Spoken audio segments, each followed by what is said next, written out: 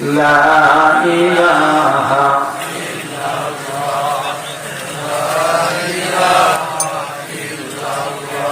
এই কালেমার দাতিতে মার খাইবেন পিতায় খেতে বন্দী হলেন দেশে ছাড়লেন তবু বিপ্লবী কালেমা ছাড়লেন না লা ইলাহা জোরে লা ইলাহা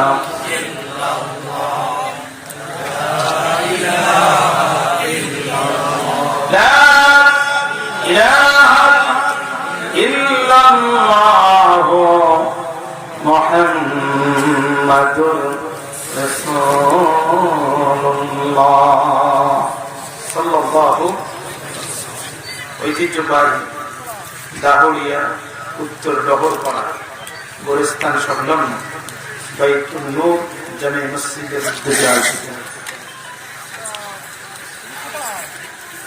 গোরস্থান সংলগ্নের ময়দানে অনুষ্ঠিত আজ এই মহাপবিত্র প্রথম বার্ষিকী বর্ষের গণনা 2021 মুকাররম মুহতারাম মুআজ্জাজ সম্মানিত সভা বিশিষ্ট ইসলামী চিন্তাবিদ প্রখ্যাত শিক্ষাবিদ লাহোরিয়া সিদ্দিকিয়া সিনিয়র ফাজিল মাদ্রাসা সহকারী অধ্যাপক হুজুরুল আল্লাহ সরদারতুল মাওলানা মাহবুবুর রহমান সাহেব লাহোরিয়া হিলফুল ফুজুল যুব সংঘের উদ্যোগে আয়োজিত আজ এই মাহফিলের অন্যতম মধ্যমণি বিশিষ্ট ইসলামী চিন্তাবিদ মুফাসসির কোরআন হযরতুল আল্লাহ আশরাফ বিন মুবারক আলী সিদ্দিকী সাহেব বগুড়া আপনাদের সামনে অত্যন্ত প্রাঞ্জল ভাষায় কোরআন এবং হাদিসের নিগুড় তথ্য দিয়ে আলোচনা উপস্থাপন করলেন।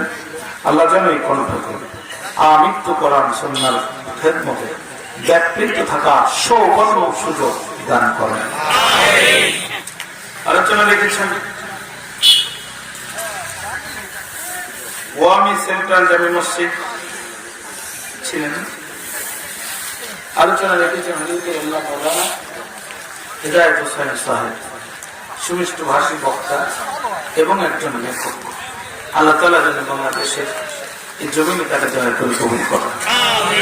দূর দারাজ থেকে আসা, ধুলির আসনে বসা আগত স্বাগত সুচিন্তিত শিক্ষিত সম্মানিত বলবেন কেন মস্ত মুজাহিদ খালেদ তারিক সাইফুল্লাহর উত্তরসূরি নওজোয়ান প্রিয় যুবক ভাইরা, সমবয়সী বন্ধুরা, স্নেহের প্রতিবাদ মুখবৃন্দ, পর্দার অন্তরালে অবস্থানরতা সর্বগুণী গুণান্বিত পর্দা রেশমি আমার মা এবং বোনেরা, আলোচনার শুরুতে অন্তরের গহীন কন্দর থেকে আপনাদের উদ্দেশ্যে জ্ঞাপন করছি আন্তরিক মোবারক ইসলামী রীতিনীতি অনুযায়ী আসসালামু আলাইকুম ওয়া রাহমাতুল্লাহি ওয়া বারাকাতুহু।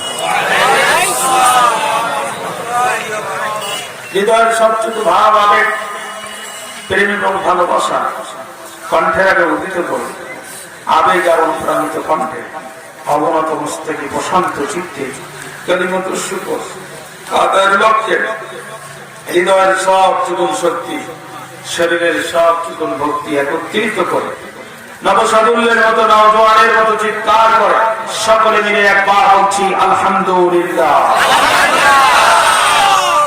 দুর্গার সালাম বিশ্ব মানবতার মুক্তির মহান দিশারি, নির্যাতিত মানবতার নবী, বঞ্চিত মানবতার নবী, সাইয়্যিদুল মুরসালিন খাতিমুন নবিয়্যিন জনাব মুহাম্মদুর রাসূলুল্লাহ সাল্লাল্লাহু আলাইহি ওয়াসাল্লাম। প্রিয় ভাইরা, ভূমিকা ছাড়া সরাসরি কথা শুরু করতে চাই, কারণ আজকে এই মাহফিল সেই সময় অনুষ্ঠিত হচ্ছে যে সময় গভীর চক্রান্ত করে রাষ্ট্র ধর্ম থেকে ইসলামকে কেটে ফেলার নীল নকশা চলছে।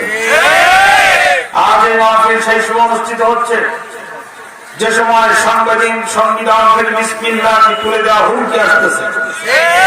আজকের এই মাহফিল সে সময় অনুষ্ঠিত হচ্ছে যে সময় গোটা বাংলাদেশে শত শত নয় হাজার হাজার কোরআনের মাহফিলকে 144 ধারা জারি করে বন্ধ করে দেওয়া হয়েছে।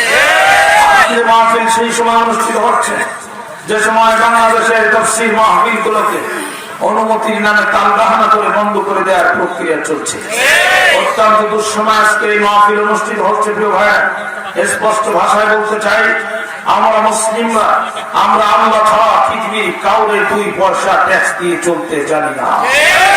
আমরা যার গোলামি করি, আমাদের যিনি সৃষ্টিকর্তা, আমাদের যিনি বিধানদাতা, আমাদের যিনি আইনদাতা, আমাদের যিনি রক্ষাকর্তা, আমরা আমাদের জীবনের শেষ রক্তবিন্দু দিয়ে শুধু তারই আনুগত্য করতে চাই।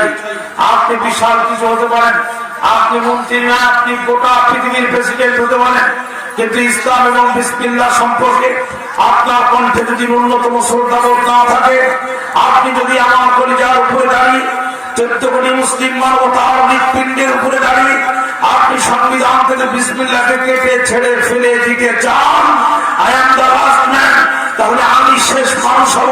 আপনি গোটা পৃথিবীর প্রেসিডেন্ট হলো, আপনার মর্যাদা আমার কাছে আমার জুতা ফিতার সমান হতে পারে না।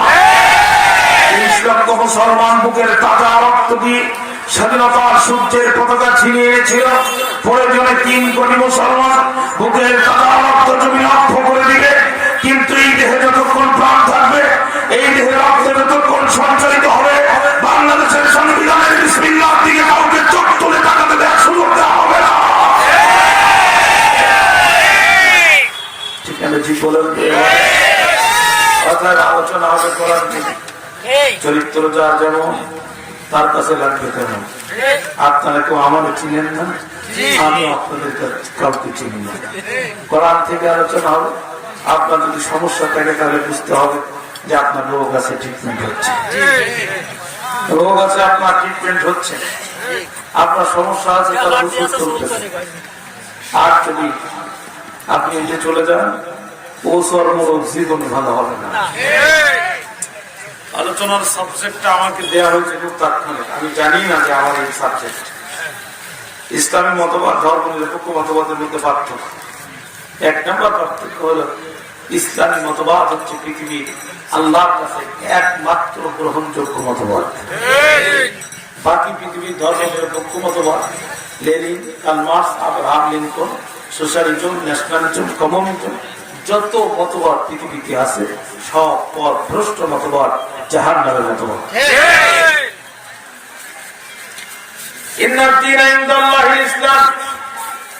ইসলাম is the complete god of life. ইসলাম হচ্ছে পরিপূর্ণ জীবন ব্যবস্থা। জন্ম থেকে শুরু করে কবর পর্যন্ত এমন কোন সমস্যা নাই যার সমাধান ইসলামের মধ্যে নেই। বাইরে বলেন তো, গোটা পৃথিবীতে আমাদের গোটা বাংলাদেশে হিন্দু ব্যাংকিং সিস্টেম বলে কোন ব্যাংক আছে? জোরে কথা বলেন। ঘুম আসতেছে আপনাদের? চাঙ্গা হন না, জোরে কথা বলেন। আছে লোকজন কম তাই বলে ওয়াজ হবে না, একদম এইটা হতে পারে না। একজন যদি থাকে আমি হক আদায় করে কথা বলবো ইনশাআল্লাহ। এই চিন্তা আপনারা করেন, এটা আমার উপরে থাকবে। আল্লাহ যেন দয়া করে আজ এই মাহফিলটা কবুল করেন। ইসলাম সংখ্যা দিয়ে বিজয় অর্জন করেনি, কোয়ান্টিটি দিয়ে ইসলাম বিজয় হয়নি, ইসলাম বিজয় হয়েছে কোয়ালিটি দিয়ে। অর্থাৎ 1 লক্ষ মুসলমান থাকবে, মুসলমানরা মার খাবে, এইটা হতে পারে না। খালিদ বিন ওয়ালিদ, তারিক বিন জিয়াদ, মুহাম্মদ বিন কাসিমের মতো মর্যাদাবিহীন যদি একজন মুসলিম জাতির ভিতরে জন্ম হয়, গোটা মুসলমানদের অবস্থান পরিবর্তন করতে সক্ষম। অর্থাৎ কোয়ালিটি দিয়ে কথা হবে। আমরা যদি সত্যিকার অর্থে আল্লাহকে সন্তুষ্ট করার জন্য ময়দানে বসে থাকি, তাহলে আজ এই আলোচনা হতে পারে জীবনের সেরা আলোচনা। বক্তা নিজে ইচ্ছা করে বক্তৃতা করতে পারেন, বক্তৃতা মঞ্জুর হয় কোথা থেকে? আল্লাহ জবানের রহমতটা তুলে নিলেই 10 মিনিটে মাঠ ফাঁকা। বক্তার বাবার ক্ষমতা নেই, সরকার পাও ধরে ময়দানে লোক বসায় রাখবে। অতএব আল্লাহকে সন্তুষ্ট করার জন্য বসেন। বাইহাকি শরীফ 2য় খণ্ডে বিশ্বনবী জলিল কদর সাহাবী হযরত আবু জাহল গিফারী বর্ণিত হাদিস, রাসূলুল্লাহ বলেন, আমার আল্লাহর কোরআনের একটি ইলম অর্জন করার জন্য, একটি জ্ঞান অর্জন করার জন্য, বা কোরআনের মধ্যে যোগ দেওয়ার জন্য যখন কোন আমল দেয়, প্রথম পা ফেলছে সাথে সাথে তার আমল নামায় বা 100 রাকাত নফল নামাজ পড়ার সওয়াব আল্লাহ তাদারুসুল ইলম সাআতান মিনাল লাইল। রাসূলুল্লাহ বলেন, রাতের কিছু অংশ কোরআন সুন্নাহ গবেষণা করে যদি একটু ঘুমান, কিছু অংশ সামান্য কি 10 অংশ, আরেকটি লোক যদি সারা রাত নামাজ পড়ে সারা রাত তাহাজ্জুদে দাঁড়াই থাকে যে সওয়াব হবে, রাতের কিছু অংশ কোরআন হাদিসের গবেষণা করে ঘুমায় যাবে, তার চেয়ে বেশি সওয়াব আল্লাহ তাআলা আমল নামায় দিবেন।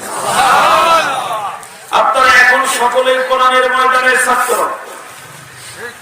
আমাদের যোগ্যতা না থাকা সত্ত্বেও আপনারা দয়া করে আমাদেরকে ওস্তাদের আসলে বসাইছেন। অতএব আগামী 1-1.5 ঘন্টার জন্য হলে এখন আমি আপনাদের গুরু। আমি আপনাদের কি গুরু?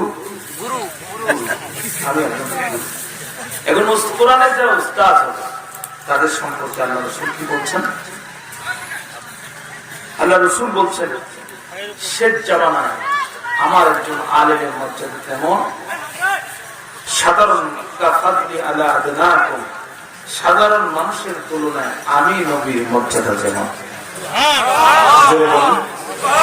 তোমরা সাহাবীদের ভিতরে আমি নবীর মর্যাদা যেমন, শেষ জামানায় আমার একজন কোরআনের মুহাদ্দিস, আমার একজন কোরআনের মুফাসসির, আমার একজন কোরআনের মুফাসসির, হাদিসের একজন মুহাদ্দিসের মর্যাদা ঠিক তেমন তোমাদের সাহাবীদের ভিতরে আমি নবীর মর্যাদা দেবো।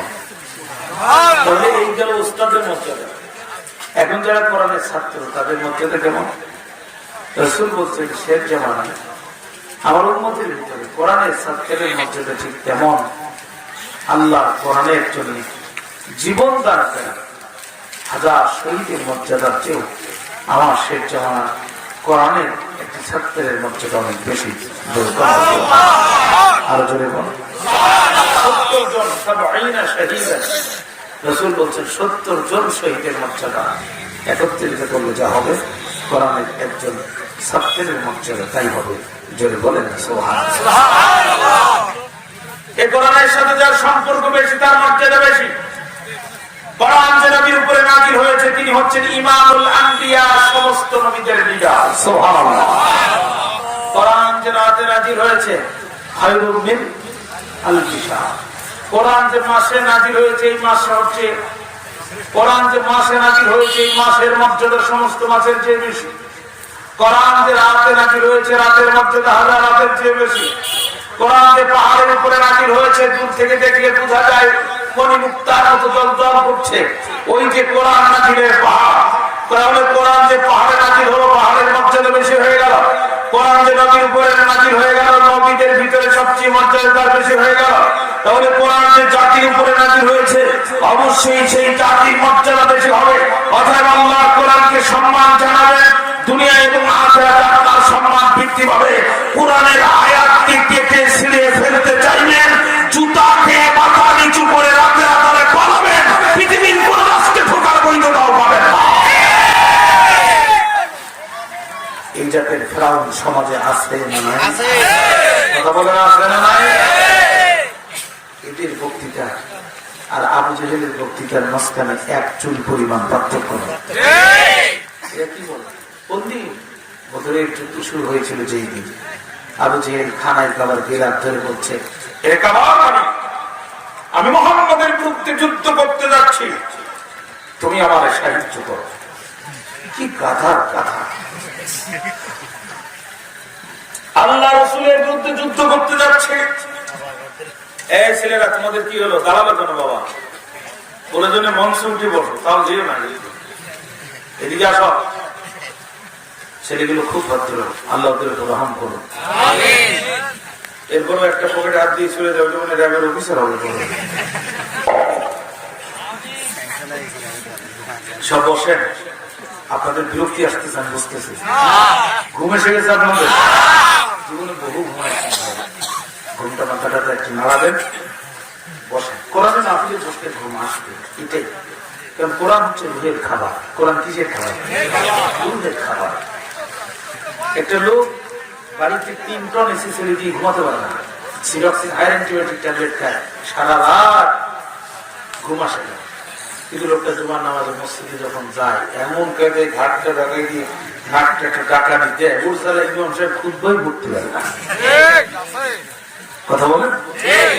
কারণ জানে রুহু শান্তি পেয়ে গেছে, পিস অফ মাইন্ড, মনের প্রশান্তি এসে গেছে। রুহু বলছে আল্লাহ তাআলা, তুই যেমন আল্লাহর ঘরে আছিস, এই মুহূর্তে তোর মৃত্যু হলে তোর মৃত্যু তো জান্নাতি মৃত্যু, এই ব্যাপারে আর সন্দেহ। আপনারা বসে আছেন নাজারিসুর রহমান, জান্নাতের বাগান। আমি বলি নাই আল্লাহ রাসূল বলেছেন। এই জন্য রুহু শান্তি পাচ্ছে যে তুই একটা ভালো জায়গায় আছিস। বিদের মেয়ে জ্যোৎস্না ছবি দেখতে যাই, বহু মহিলা সিনেমা হলের ভিতরে সন্তান পর্যন্ত প্রসব করে দিচ্ছে। পত্রিকায় খবর আসছে, আমরা পড়িনি কারণ আমরা সে সময় ভালো জানি, কিন্তু শুনেছি। কিন্তু কেউ ঘুমিয়েছে এই খবর কখনো শুনেছেন না? সিনেমা দেখতে যে গানের অনুষ্ঠানে যে এত শান্তি পাইছে যে বেচারা ওখানেই ঘুমায় গেছে। খবর শোনা যায় কখনো? কারণ মনের প্রশান্তি হয় না, রুহটা খোরাক পায়, রুহ ছটফট করে। এই মুহূর্তে মৃত্যু হলে তো জাহান্নামে মৃত্যু, অনন্তকাল করে জাহান্নামে থাকতে হবে। জন্য রুহ ছটফট করে, ঘুম আসে না। কিন্তু যখনই কোরআন এবং হাদিসের মধ্যে বসে রুহ তার খোরাক পায়, আল্লাহ বলতা ঘুমিয়ে যায়। যেরকম এখানে ঘুম আসতেছে বলে কি বালিশের ব্যবস্থা করা সম্ভব না? আপনাদের চেহারা দেখে আমার মাঝে মাঝে এমন মনে হচ্ছে যে আমার যদি ক্ষমতা থাকতো, বিশ্বাস করে আমি ওয়াজ শুরু করার আগে অন্তত একটা করে বালিশের ব্যবস্থা করতে হবে। এই ঘুমটুম করে না, একটু চাঙ্গা। আমরা অনেক কষ্ট করে আসি, আপনাদের চেহারা গুলো যখন দেখি চাঙ্গা, আপনারা খুব জবাব দিচ্ছেন, আমাদের আত্মা ঠান্ডা, যে আমরা আমাদের আলোচনা করতে সুবিধা।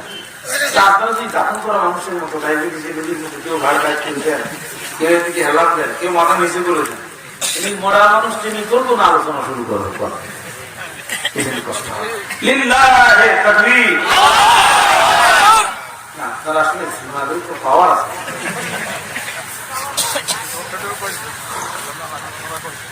চিনি ছাড়া দিতে হবে আল্লাহ, আপনি গোলাম যদি থাকে। ভাইরা, কোন দিকে বদরের যুদ্ধ শুরু হয়েছিল? যে আবু জেহেল খানায় কাবার বিরাম করে বলছে, রে কাবার মালিক, আমি মুহাম্মদের বিরুদ্ধে যুদ্ধ করতে যাচ্ছি, তুমি আমার দয়া করে সাহায্য করো। কি পাগলের পাগল দেখো, আল্লাহ রাসূলের বিরুদ্ধে যাচ্ছে যুদ্ধ করতে, আর সাহায্য যাচ্ছে কার কাছে? এই টাকলা বিষয়টা দেখেন।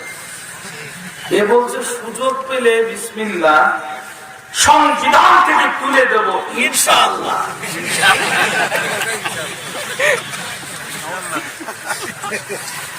মাথায় ছাদ আছে, ভিতরে মাল নাই। ভয়ঙ্কর তাপ, হাতর চালার হাফ ব্লেড যদি একসাথে টাকে ধরার মনে বিদ্যুৎ উৎপন্ন হয়, ইলেকট্রিক শর্ট খাবে যে তাপ, পুরা স্টেডিয়াম ক্লিয়ার। সংবিধান থেকে বিসমিল্লাহ পরে তুমি ভিতরে একই ক্ষমতা নিজের টাকে দুইটা চুল উঠাবে। বলছে সুযোগ পেলে বিসমিল্লাহ সংবিধান থেকে তুলে দেবো ইনশাআল্লাহ। রাষ্ট্র ধর্ম ইসলাম থাকবে না, আল্লাহ প্রায় 2 ঘন্টা পড়তে মন্ত্রিত্বই টিকবে না। কথা বলেন ভাই, আপনারা হিসাব করছেন কিনা জানেন? আল্লাহ কাউরে এমন নগদে ধরে আমি দেখিনি, এত নগদে আল্লাহ একবারে টাটকা ধরে রয়েছে। এরা 1 মিনিটও সময় দেবে, তুমুল উত্তেজনা মেয়ার হঠাৎ করে গোলটা উঠে কানাডায় চলে গেছে। ওখান থেকে 1 রাত্রি মাসে দুবাই ঢোকার চেষ্টা করছে, সেখান থেকে আবার 3 মাসে ডাইরেক্ট আবার দেশে মাথা নিচু করে বেইজ্জতির জিন্দেগি ভোগ করে আসছে। এখন মানুষ রাস্তায় দেখলে কুত্তার মতো দাঁড়ানো শুরু করে। একটা কুকুরের মর্যাদা আছে, সম্মান আছে, ওর মর্যাদা নাই। যেই ভূখণ্ডকে আল্লাহর কর্মের জন্য নিষিদ্ধ করবে, যেই ভূখণ্ডকে ইসলামের জন্য নিষিদ্ধ করবে, কোরআন প্রচারের স্বাভাবিক গতিকে যারা রোধ করতে চাইবে, ওই ভূখণ্ডে হাজার জমানো আল্লাহ তাদের নিষিদ্ধ করে দিবে। ওই ভূখণ্ডের উপরে স্বাভাবিক জীবন তারা পরিচালনা করতে পারবে না, তারা নিরাপদের সাথে হাঁটতে পারবে না। আল্লাহ আসমান থেকে ওদের নিরাপত্তা উঠাই দিবে। কুকুরের সমাজ থাকবে, ওদের কোনো ইজ্জতের সমাজ থাকবে না।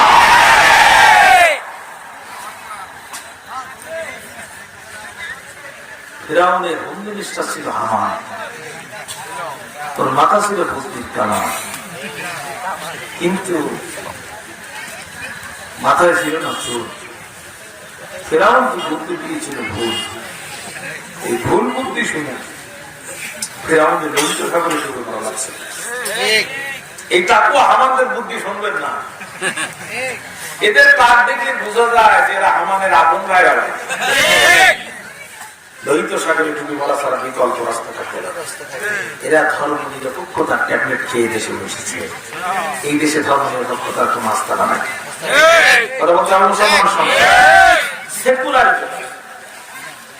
ধর্ম নিরপেক্ষ মতবাদের ইংরেজি প্রতি শব্দ হচ্ছে সেকুলারিজম। এখন সেকুলার কাকে বলে? পৃথিবী বিখ্যাত ইংরেজি ডিকশনারি অক্সফোর্ড ডিকশনারিতে বলা হচ্ছে দ্য ম্যান হু হ্যাজ, আপনারা কথা বলেন দ্রুত বসে পড়েন যে যেখানে, the man who has no religion, ওই ব্যক্তিকেই সেকুলার বলে যার কোন ধর্ম নেই। একটা হচ্ছে সেকুলারিজম, আমাদের একটা হচ্ছে সেকুলারিজম, আর একটা হচ্ছে ইসলামিজম। সেকুলারিজম মানে ধর্ম নিরপেক্ষ মতবাদ, আর ইসলামী মতবাদ। সেকুলারিজম যারা অনুসরণ করে তাদেরকে বলে সেকুলার, তাদেরকে কি বলে? আমি ধর্ম নিরপেক্ষ মতবাদের অনুসারী। আর ইসলামকে যারা অনুসরণ করে তাদেরকে বলে মুসলিম, অর্থাৎ আত্মসমর্পণকারী। কার কাছে? আমার দিকে তাকান না, কার কাছে? কি হয়েছে? বসুন বসুন, আল্লাহ বসুন পড়ুন। আপনারা এক একজন আসবেন, কথা বলবেন, এটা ডিস্টার্ব হবে। যে যেখানে আছেন ওই অবস্থায় বসুন, আমার চোখের দিকে তাকান। প্রিয় ভাই, এখন সেকুলার কাকে বলে? অক্সফোর্ড ডিকশনারি বলছে the man who has no religion, ওই ব্যক্তি হচ্ছে সেকুলার যার কোনো ধর্ম নাই। আমি আপনাদের কাছে জানতে চাই, আপনাদের ধর্ম আছে না নাই? জেনে বলেন আছে না নাই? আপনাদের ধর্মের নাম? এটা শুধু ধর্ম, ইসলাম হচ্ছে একটা কমপ্লিট জীবন ব্যবস্থার নাম। কথা বলছেন? নামাজ, রোজা, হজ, যাকাত, বিবাহ, তালাক, নারী নীতি, বন্দি নীতি, যুদ্ধ নীতি, সমাজনীতি, অর্থনীতি, সমস্ত মতবাদের কমপ্লিট সলিউশন আছে ইসলামের ভিতরে। যদি বলেন ঠিক হবে। দেশে হিন্দু ব্যাংকিং সিস্টেম বলে কোন ব্যাংক আছে? খ্রিস্টান ব্যাংকিং সিস্টেম বলে কোন ব্যাংক আছে? ইহুদি ব্যাংকিং সিস্টেম বলে কোন ব্যাংক আছে? চিৎকার মেরে জবাব দেন, দেশে ইসলামী ব্যাংকিং সিস্টেম বলে ব্যাংক আছে? শুধু আমাদের দেশে আছে নাকি আরো অনেক দেশে আছে? Islam is not only the way of salvation, but also a code of law and guide towards social, political, economic, what we call international situation. শুধু রাজনীতি, অর্থনীতি, সমাজনীতি নয়, ইসলাম এই মুহূর্তে আন্তর্জাতিক সমস্ত সমস্যার সমাধান দিতে ইসলাম সক্ষম। এই কথাগুলো যখন আমরা বলি তখন এই ধর্ম নিরপেক্ষ মতবাদের অনুসারে যারা হাত মানে আর হাত মানে না, আপা বিবাদী কিতাবি অর্থাৎ এর কোরআনের কিছু অংশ স্বীকার করে, আর এদের সাথে আঘাত লাগে যখন কিছু অংশ অস্বীকার করে তখন। ঠিক এরা তখন বলে হুজুর এসব ওয়াজ বাদ দেন, সিলিপ একটা সুন্দর করে লিখে হুজুর নামাজের ওয়াজ করেন আর মহিলাদের পর্দার ওয়াজ করেন। তো চাচা আপনার বয়স কত? তো বলছো হুজুর আমার বয়স তো ৭৬ বছর। ৭৬ বছর বয়সে আপনি নামাজ শিখতে চান, এতদিন কি ফিটার খেয়েছেন নাকি ডানো কোম্পানি দুধ খেয়েছেন? তার মানে কি চাচা মুসলিম দাবি করে কিন্তু ইসলামী অর্থনীতির দেশ চলুক, এইটা বললে চাচার কলিজায় আগুন ধরে। চাচা মুসলিম দাবি করে কিন্তু আল্লাহর কোরআন দিয়ে দেশের জজ court, supreme court, high court পরিচালিত হওয়া এটা বললে চাচার কলিজায় দত্তল্লাহ সৃষ্টি হয়।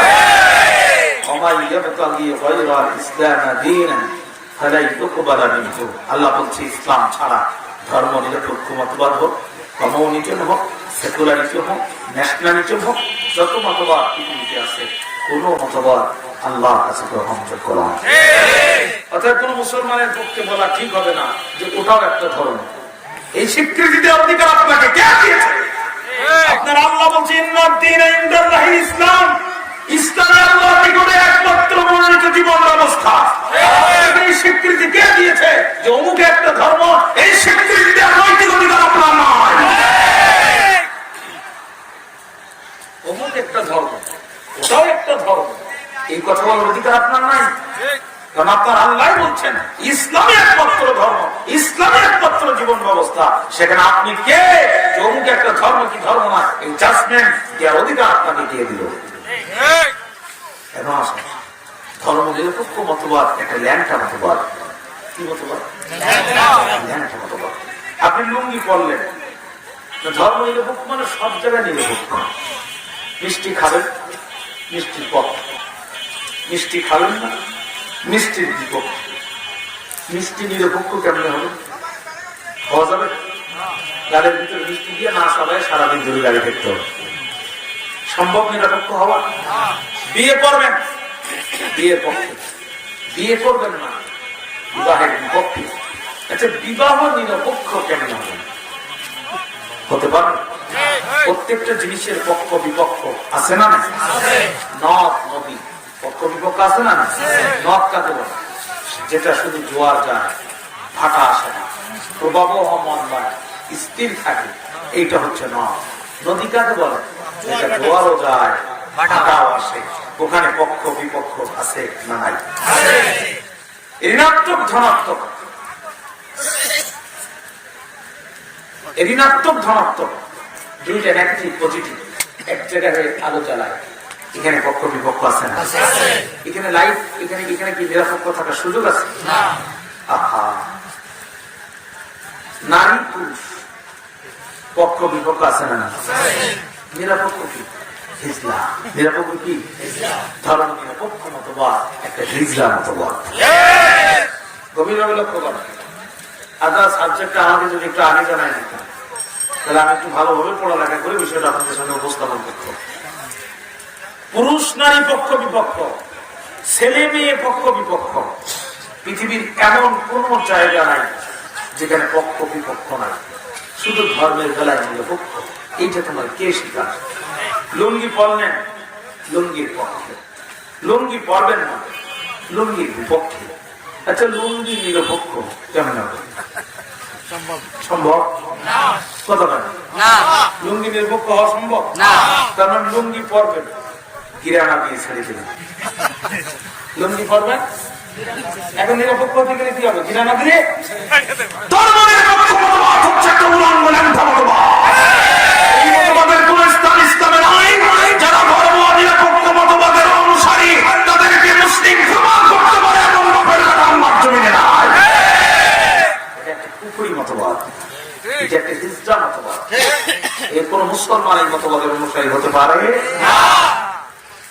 এরা ঘোষণা করে ধর্ম যার যার, উৎসব সবার।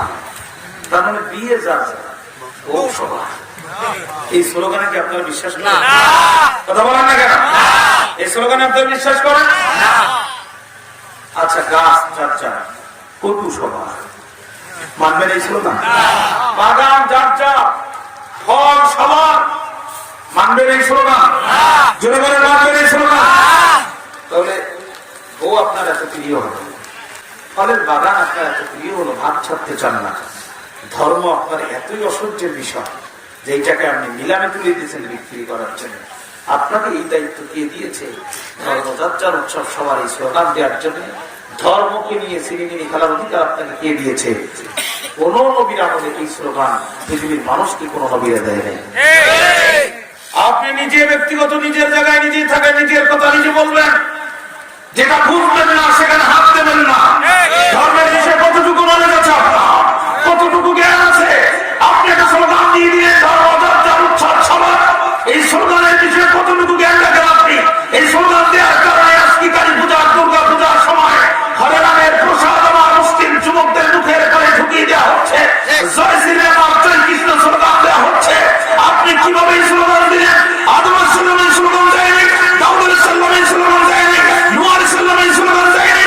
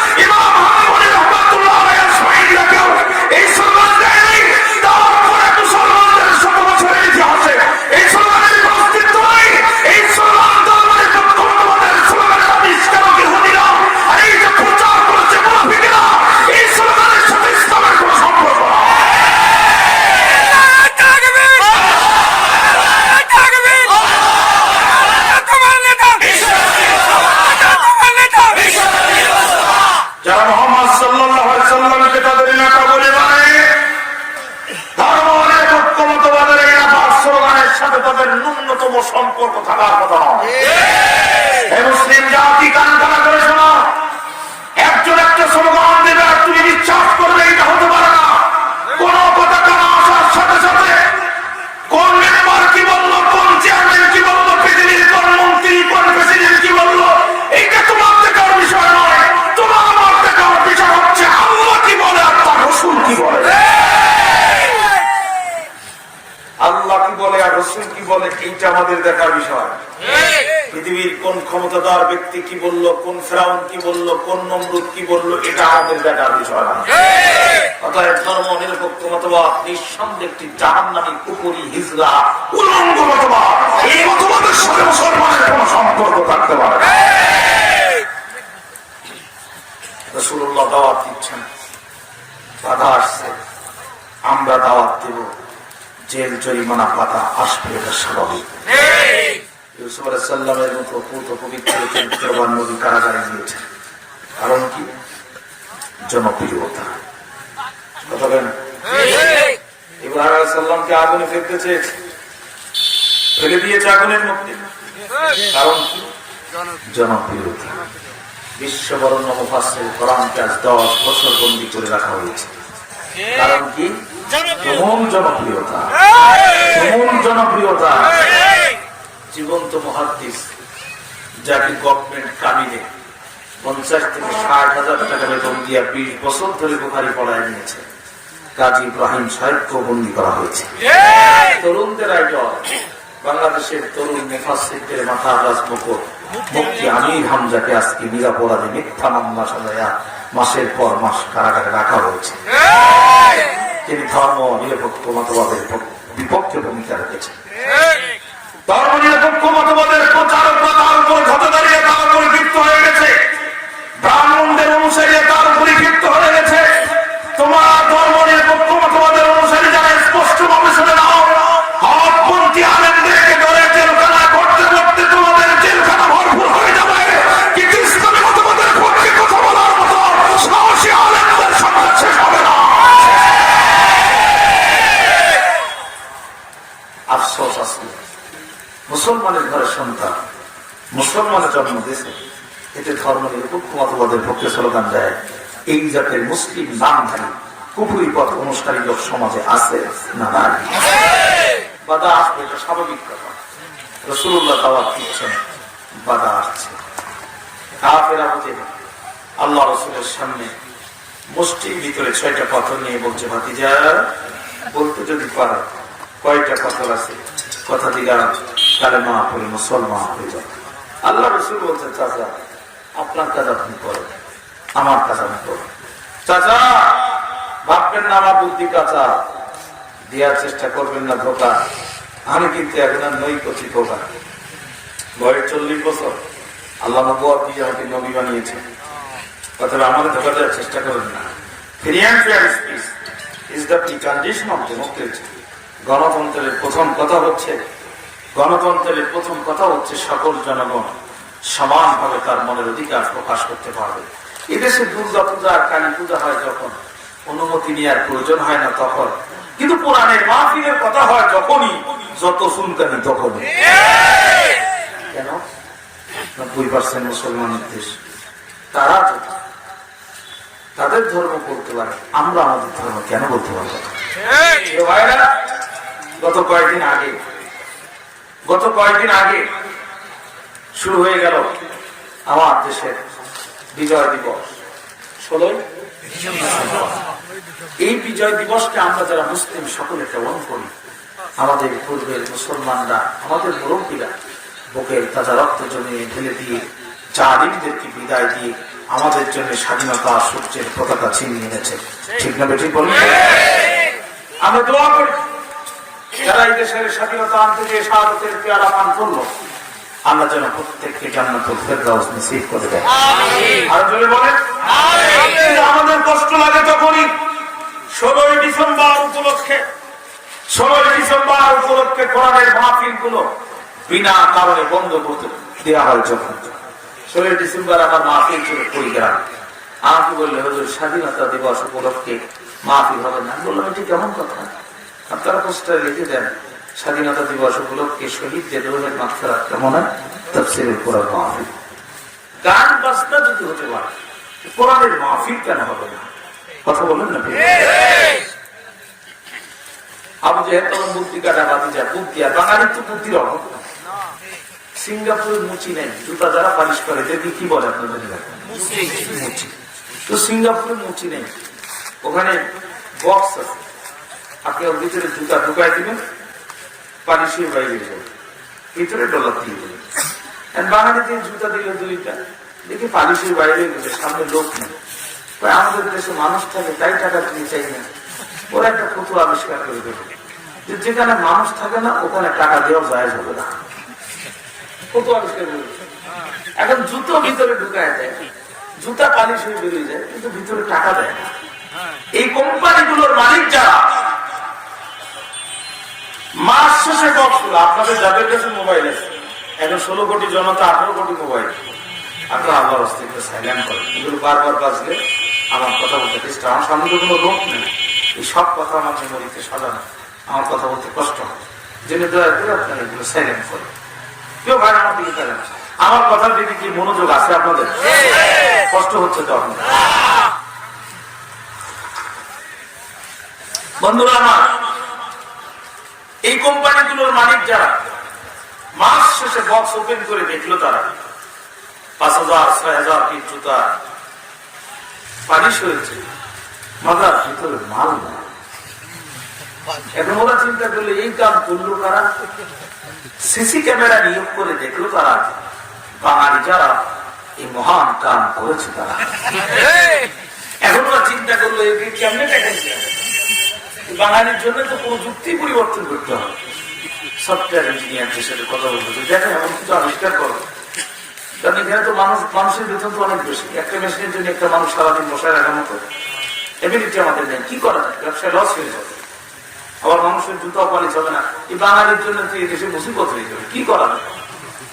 পুরো আবিষ্কার করলো, ঠিক আছে নতুন সিস্টেম বাইর করে, জুতা একটা ঢোকাবে, পালিশ হয়ে বাইরে যাবে, আর একটা ঢোকাবে, পালিশ হবে, আটকে থাকবে, টাকা দেবে না যতক্ষণ, জুতো বাইরে যাবে। এখন বাঙালি একটা যখন দিছে, দেখে জুতো বাইরে হয়ে গেছে, বাঙালি তোমার ওখানে আমার দিতে ওটা দেবো না, তোমরা আমাদের চেনো না। বাঙালি ওই জুতোটা পায়ে দেয়, একটু খোলায় খোলায় পাশে যে আর একটা শুনে আর একটা জুতো দেয়, ওখান থেকে ওইটা বাইরে হয়, বাঙালি 2 পায়ে জুতো দিয়ে ঝুঁকি কাটিয়ে। পৃথিবীর শাসন করার মতো বুদ্ধি এদের মাথায় আছে, শুধু যদি বুদ্ধিটা একটু ভালো কাজে ব্যয় করে। আবু জাহেল প্রত্যেক দিন নতুন নতুন বুদ্ধি আবিষ্কার করে, মনোযোগ আছে তো আমার কথা? আবু জাহেল প্রতিদিন নতুন নতুন বুদ্ধি আবিষ্কার করে আল্লাহ রাসূলকে বিভিন্ন ভাবে ঠকানোর চিন্তা করে। হাতের মধ্যে 6 পাথর নিয়ে বলছে, বলো কয়টা আছে, তুমি বলবা, আমি কালেমা করব। নবী আমার বললেন, আল্লাহ আপনি আমার জানায় দেন, দুষ্টু আবু জাহেলের হাতের মধ্যে কয়টা পাথর আছে এটা আমি বলতে পারবো না, কারণ এটা গায়েব, আর গায়েবের খবর আপনি আল্লাহ ছাড়া পৃথিবীর কোন মানুষ রাখে না।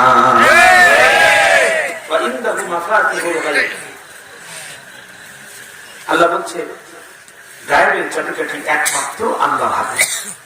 প্রশ্ন হচ্ছে, হুজুর তাহলে নবীরা কি গায়েব জানতেন না? হ্যাঁ জানতেন। কতটুকু? আল্লাহ জানিয়ে দিতেন যতটুকু, নবীরা জানতেন ততটুকু। আল্লাহ রাসূল বলছে আল্লাহ। এখন প্রশ্ন হচ্ছে গায়েবটা কি? গায়েবটা কি কেউ বলতে পারবেন? গায়েব কি? গায়েব হচ্ছে চোখে যেটা দেখি না, কানে যেটা শুনি না, চামড়ায় যেটা অনুধাবন করতে পারি না, এক কথায় আমাদের পঞ্চ ইন্দ্রিয়ের বাইরে যেটা গায়েব, সেটা হতে পারে সেটা বহুদূর, হতে পারে সেটা খুব নিকটে। খেয়াল করেন, মানুষেরা চাঁদের জমি কিনছে, গত বছর তো চাঁদের জমি কেনা ভিড় পড়ে গেছে। চাঁদের জমি কিনছে, এই চাঁদ আমরা কখনো ওই চাঁদে উঠি নেই, কিন্তু ওখানে মানুষ জমি কিনতেছে। তার কারণ পৃথিবীর মানুষ ওখানে পৌঁছায় গিয়েছে, ওটা আজ আর গায়েব নয়। কিন্তু আপনার আমার বাড়ির সামনে মসজিদের আগে নাই, কিংবা বাল বাগানে আপনার আমার বাবা আর মায়ের কবর, ওই কবরের সামনে দিয়ে প্রত্যেকদিন আমরা 10 বার যাই, 10 বার আসি, কিন্তু কবরের ভিতরে শাস্তি হচ্ছে যে শান্তি হচ্ছে আমরা কিছুই বুঝতে পারি না। এটাই হচ্ছে গায়েব। এই গায়েবের খবর কে রাখেন? জোরে বলেন, গায়েবের খবর কে রাখেন? আল্লাহ রাসূল বলছে আল্লাহ আমি গায়েব জানি না। আমাদের দেশে তো এখন প্রায় 5 লক্ষের মতো পীর সাহেব গায়েব জানে। নাউজুবিল্লাহ বলুন। মানিকগঞ্জে গেলাম, এক গ্রামে 27 জন পীর, ফজরের নামাজে এক পীরও হাজির হলো না। কি অবস্থা! আল্লাহ রাসূল বলছে আল্লাহ আমি গায়েব জানি না। ওর হাতের মধ্যে কয়টা পাথর আছে আপনি আমাকে জানায় দেন। যে সমস্ত পীর সাহেবরা গায়েব জানার দাবি করে, এটা কোন জাতের পীর? আমি মাঝে মাঝে বক্তৃতা বলি তাকে স্বামী আর স্ত্রী দুইজন ঘুমাচ্ছে, হঠাৎ করে স্বামী চিল্লা উঠছে, বউ কে চিল্লাও কেন? কয় খানায় খাবার চত্বরে বিড়াল উঠতেছে, আমি রুহানি ফয়েজ দিয়ে বাংলাদেশ থেকে তালাচ্ছি। কোথায় খাবার, কোথায় বাবা? এখানে বসে তুমি খাবার খবর রাখো, তুই জানিস না আমি পীর হয়েছি? এখন বউ তো ওকে এত বড় বিশ্বের খবর দেখেন, বক্তা বলেন, নেতা বলেন, চেয়ারম্যান বলেন, এই ভাত বসান যা মারার আপনাদের সামনে মারে, ঘরে গিয়ে কিন্তু এই ভাব আর থাকে না। বউয়ের কাছে পীর হওয়া সম্ভব না। স্ত্রী আপনার গোপনও জানে, প্রকাশ্যও জানে। এই জন্য আল্লাহ রাসূল তার স্ত্রীদের বলতেন, হে আমার প্রিয়া স্ত্রীরা, তোমরা আমার গোপন যেটা জানো ওটা আমার উম্মতের সাথে বলো, আমার প্রকাশ্য যেটা জানো সেটা আমার উম্মতের সাথে বলো। আমার মুহাম্মাদের প্রকাশ্যটা আমার উম্মতের জন্য প্রকাশ্য আদর্শ, আমি মুহাম্মাদের গোপনটা আমার উম্মতের জন্য গোপন আদর্শ। আল্লাহ রাসূল বাসর সজ্জায় আম্মা আয়েশার সাথে কি গল্প করেছিলেন সেটা বড় বুখারী শরীফের হাদিসে এসেছে। নবী বলছে, আয়েশা রে, আজ যে কাপড় পরে তুমি আমার বাসরে এসেছো, আমি ঠিক বিয়ের পূর্বে তোমাকে এই অবস্থায় স্বপ্নে দেখেছিলাম। রাসূলুল্লাহর বাসর সজ্জার গল্প পর্যন্ত বুখারীর হাদিসে কোট করা হয়েছে। এমন অদ্ভুত পবিত্র চরিত্রবান মানুষের উপরে নাযিল হওয়া আল্লাহর কোরআনের বিসমিল্লাহকে যারা কেটে ছেড়ে ফেলতে চায় ওরা মুসলমানরা ইসলামের চরম দুশমন ছাড়া কিছুই হতে পারে না। ভাইরা আল্লাহ রাসূল বলছে আল্লাহ আমি গায়েবের খবর জানি না। ঈশ্বর বলছে গায়েবের খবর জানি। বউ বলছে তুমি যে কত বড় পীর, তো তোমার একটু পরীক্ষা না করি তা ছেড়ে দেওয়া যায় না। সকালে নাস্তার সময় হয়ে গেল, ভাতের ভিতরে ডিম ঢুকায়, উপরে আবার ভাত দিয়ে সুন্দর করে সাইজ করে আল্লাহ সামনে দিল। আধা ঘন্টা হয়ে গেল, তার গায়ের খবর নাই। আল্লাহ বলছে বিবি বলছে কি? বলছে আল্লাহর সাথে এত বড় বিয়াদব, এত বড় বিয়াদব। বলছে তার কারণ কি? তুই ভাত দিলি, আধা ঘন্টা তরকারি দিলি না, বউকে তোমার কেরামতি, এতেই তুমি পি, কোথায় খাবা আর কোথায় তুমি রাত 3টায় খ্যাট করে উঠে বিড়াল ধমক দিয়ে খেটাই যাও, আর নাকের ডগার তলে ভাতের তলে ডিম থাকে, ওটা টের পাও না, ও ভন্ডারে করা ছাড়া পাও না। কথা বলেন, কথা বলেন। আল্লাহ রাসূল বলছে আল্লাহ আমি গায়েব জানি না, আপনি ছাড়া গায়েবের চাবি কারোর কাছে নাই। যে বা যারা পীরের নাম দিয়া গায়েব জানার দাবি করে এরা ভণ্ড ভণ্ড ভণ্ড। এদের দরবারে যে দাম, কয়লার টাকা পয়সা, গরু ছাগল তো বহু দূরের কথা, এদের দরবারে যে পোশাক পায়খানা করা ইসলাম জায়েজ করে।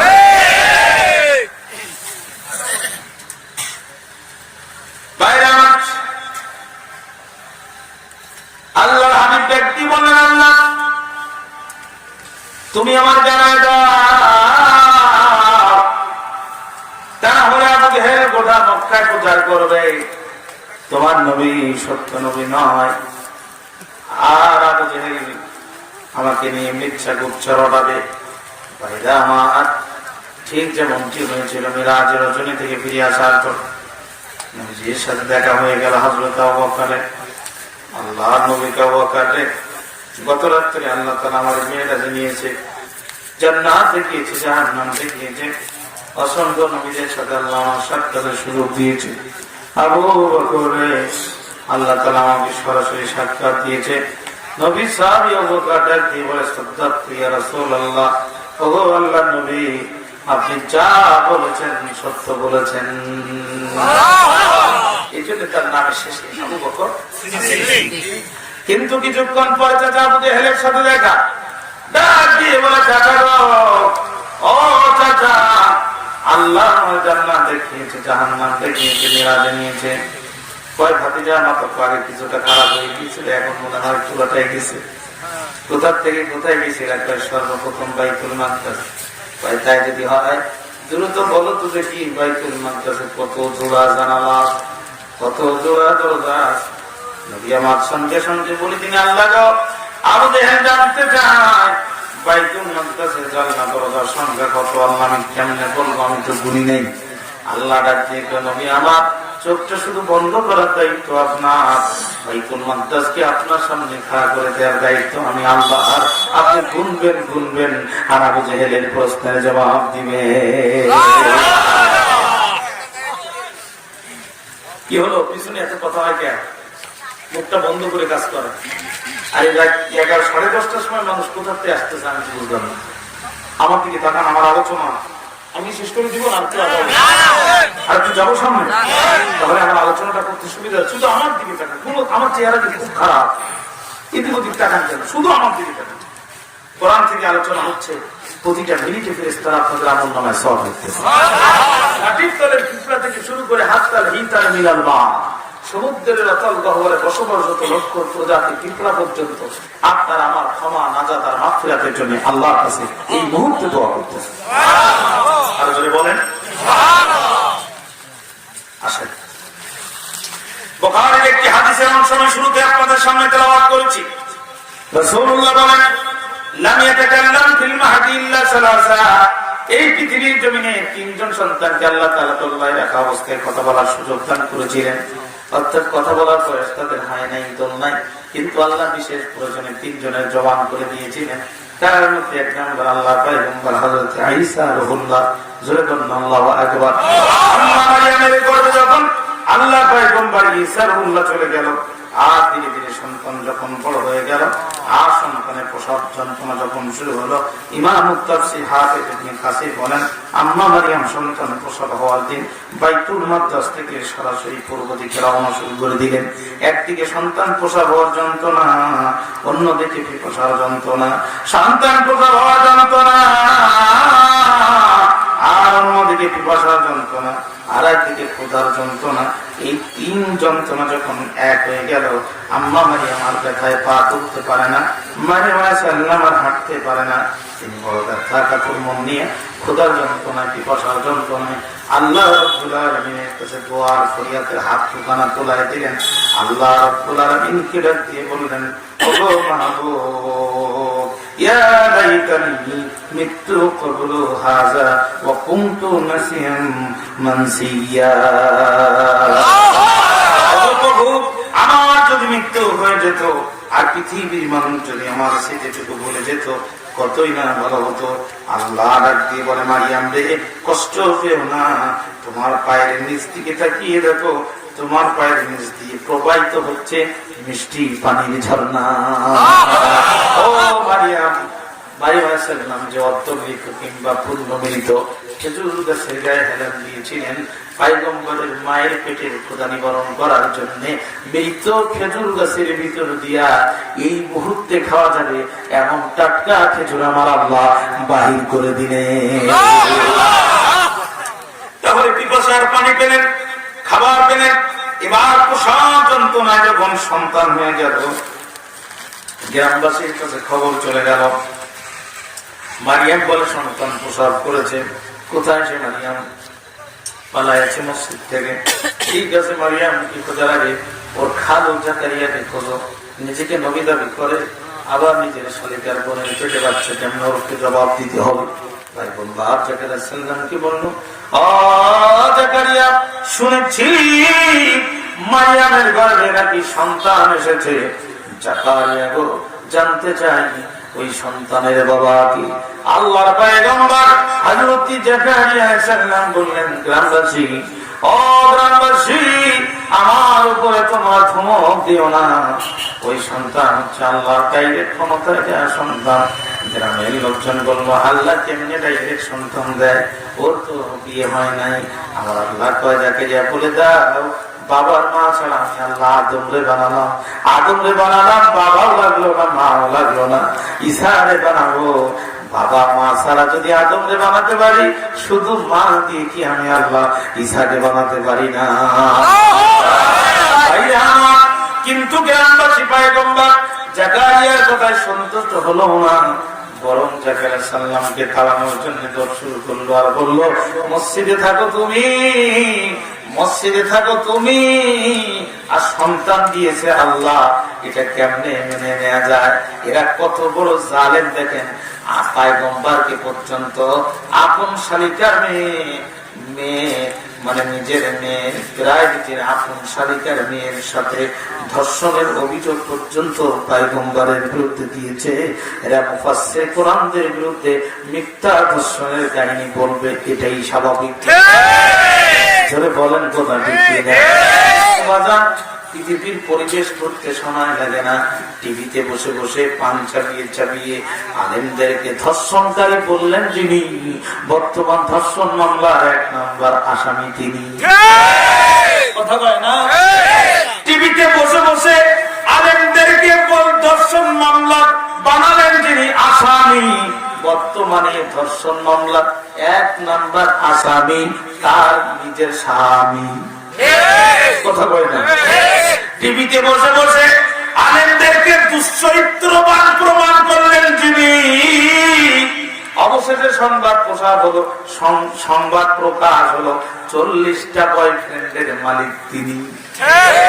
এখন আপনি তো স্টেডিয়ামে বসে বসে খেলা দেখবেন, ওরাই ক্লান্তি করে গোল দিয়ে দেবে, আপনার কিছুই ভালো লাগবে না। আলেমদের রক্ত বড় তিতা রক্ত, পৃথিবীর কোন জালেম এই রক্তে দাঁত বসায় মাথা উঁচু করে বিদায় নিতে পারে না।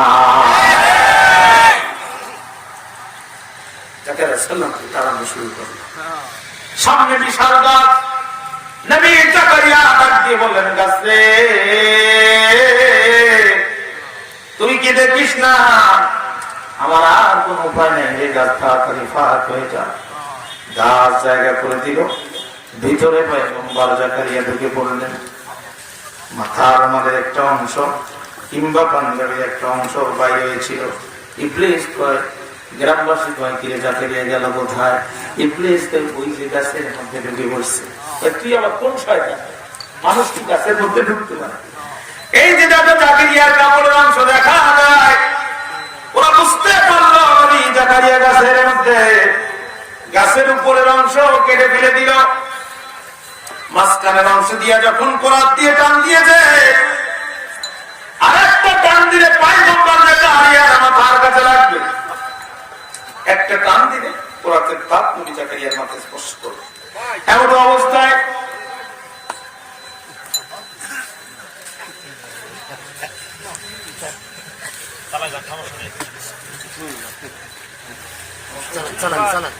আপনার বিরক্ত হচ্ছে?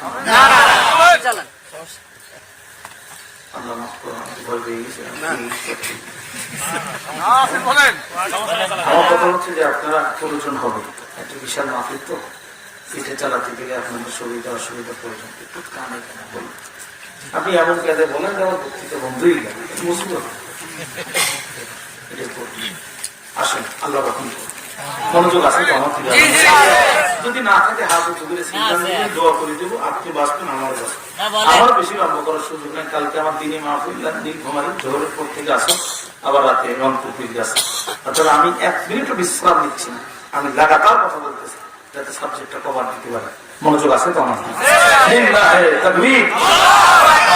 আল্লাহর পয়গম্বর জাকারিয়া ডাক দিয়ে বলে, প্রভু গো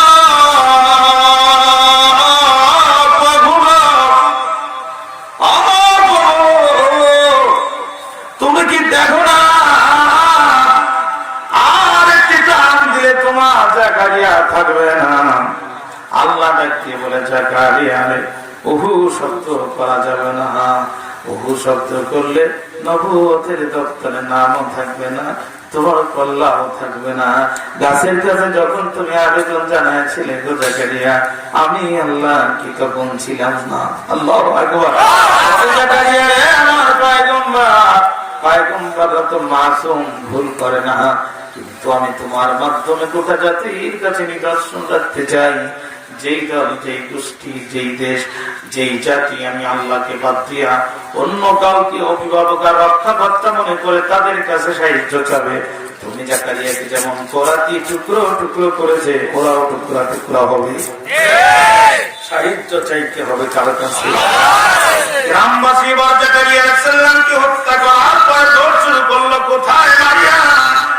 সন্তান তার কেমনে হলো যে মারিয়াম আলাইহিস সালাম একদিকে, গ্রামবাসী একদিকে, গ্রামের লোকজন ডাক দিয়ে বলে, ইয়া উখতা হারুন মা কানা আবুকি ইমরাআ সাউইন ওয়া মা কানাত উম্মুকি বাগিয়া। ইলাইহি ক্বালু কাইফা নুকাল্লিমু মান কানা ফিল মাহদি সাবিয়্যা। ক্বালাত ইন্নী আবদুল্লাহ আতানিয়াল কিতাবা ওয়া জাআলনি নাবিয়্যা ওয়া জাআলনি মুবারাকান আইনামা কুনতু ওয়া আওসানি বিস-সালাতি ওয়াস-যাকাতি মা দুমতু হাইয়্যা।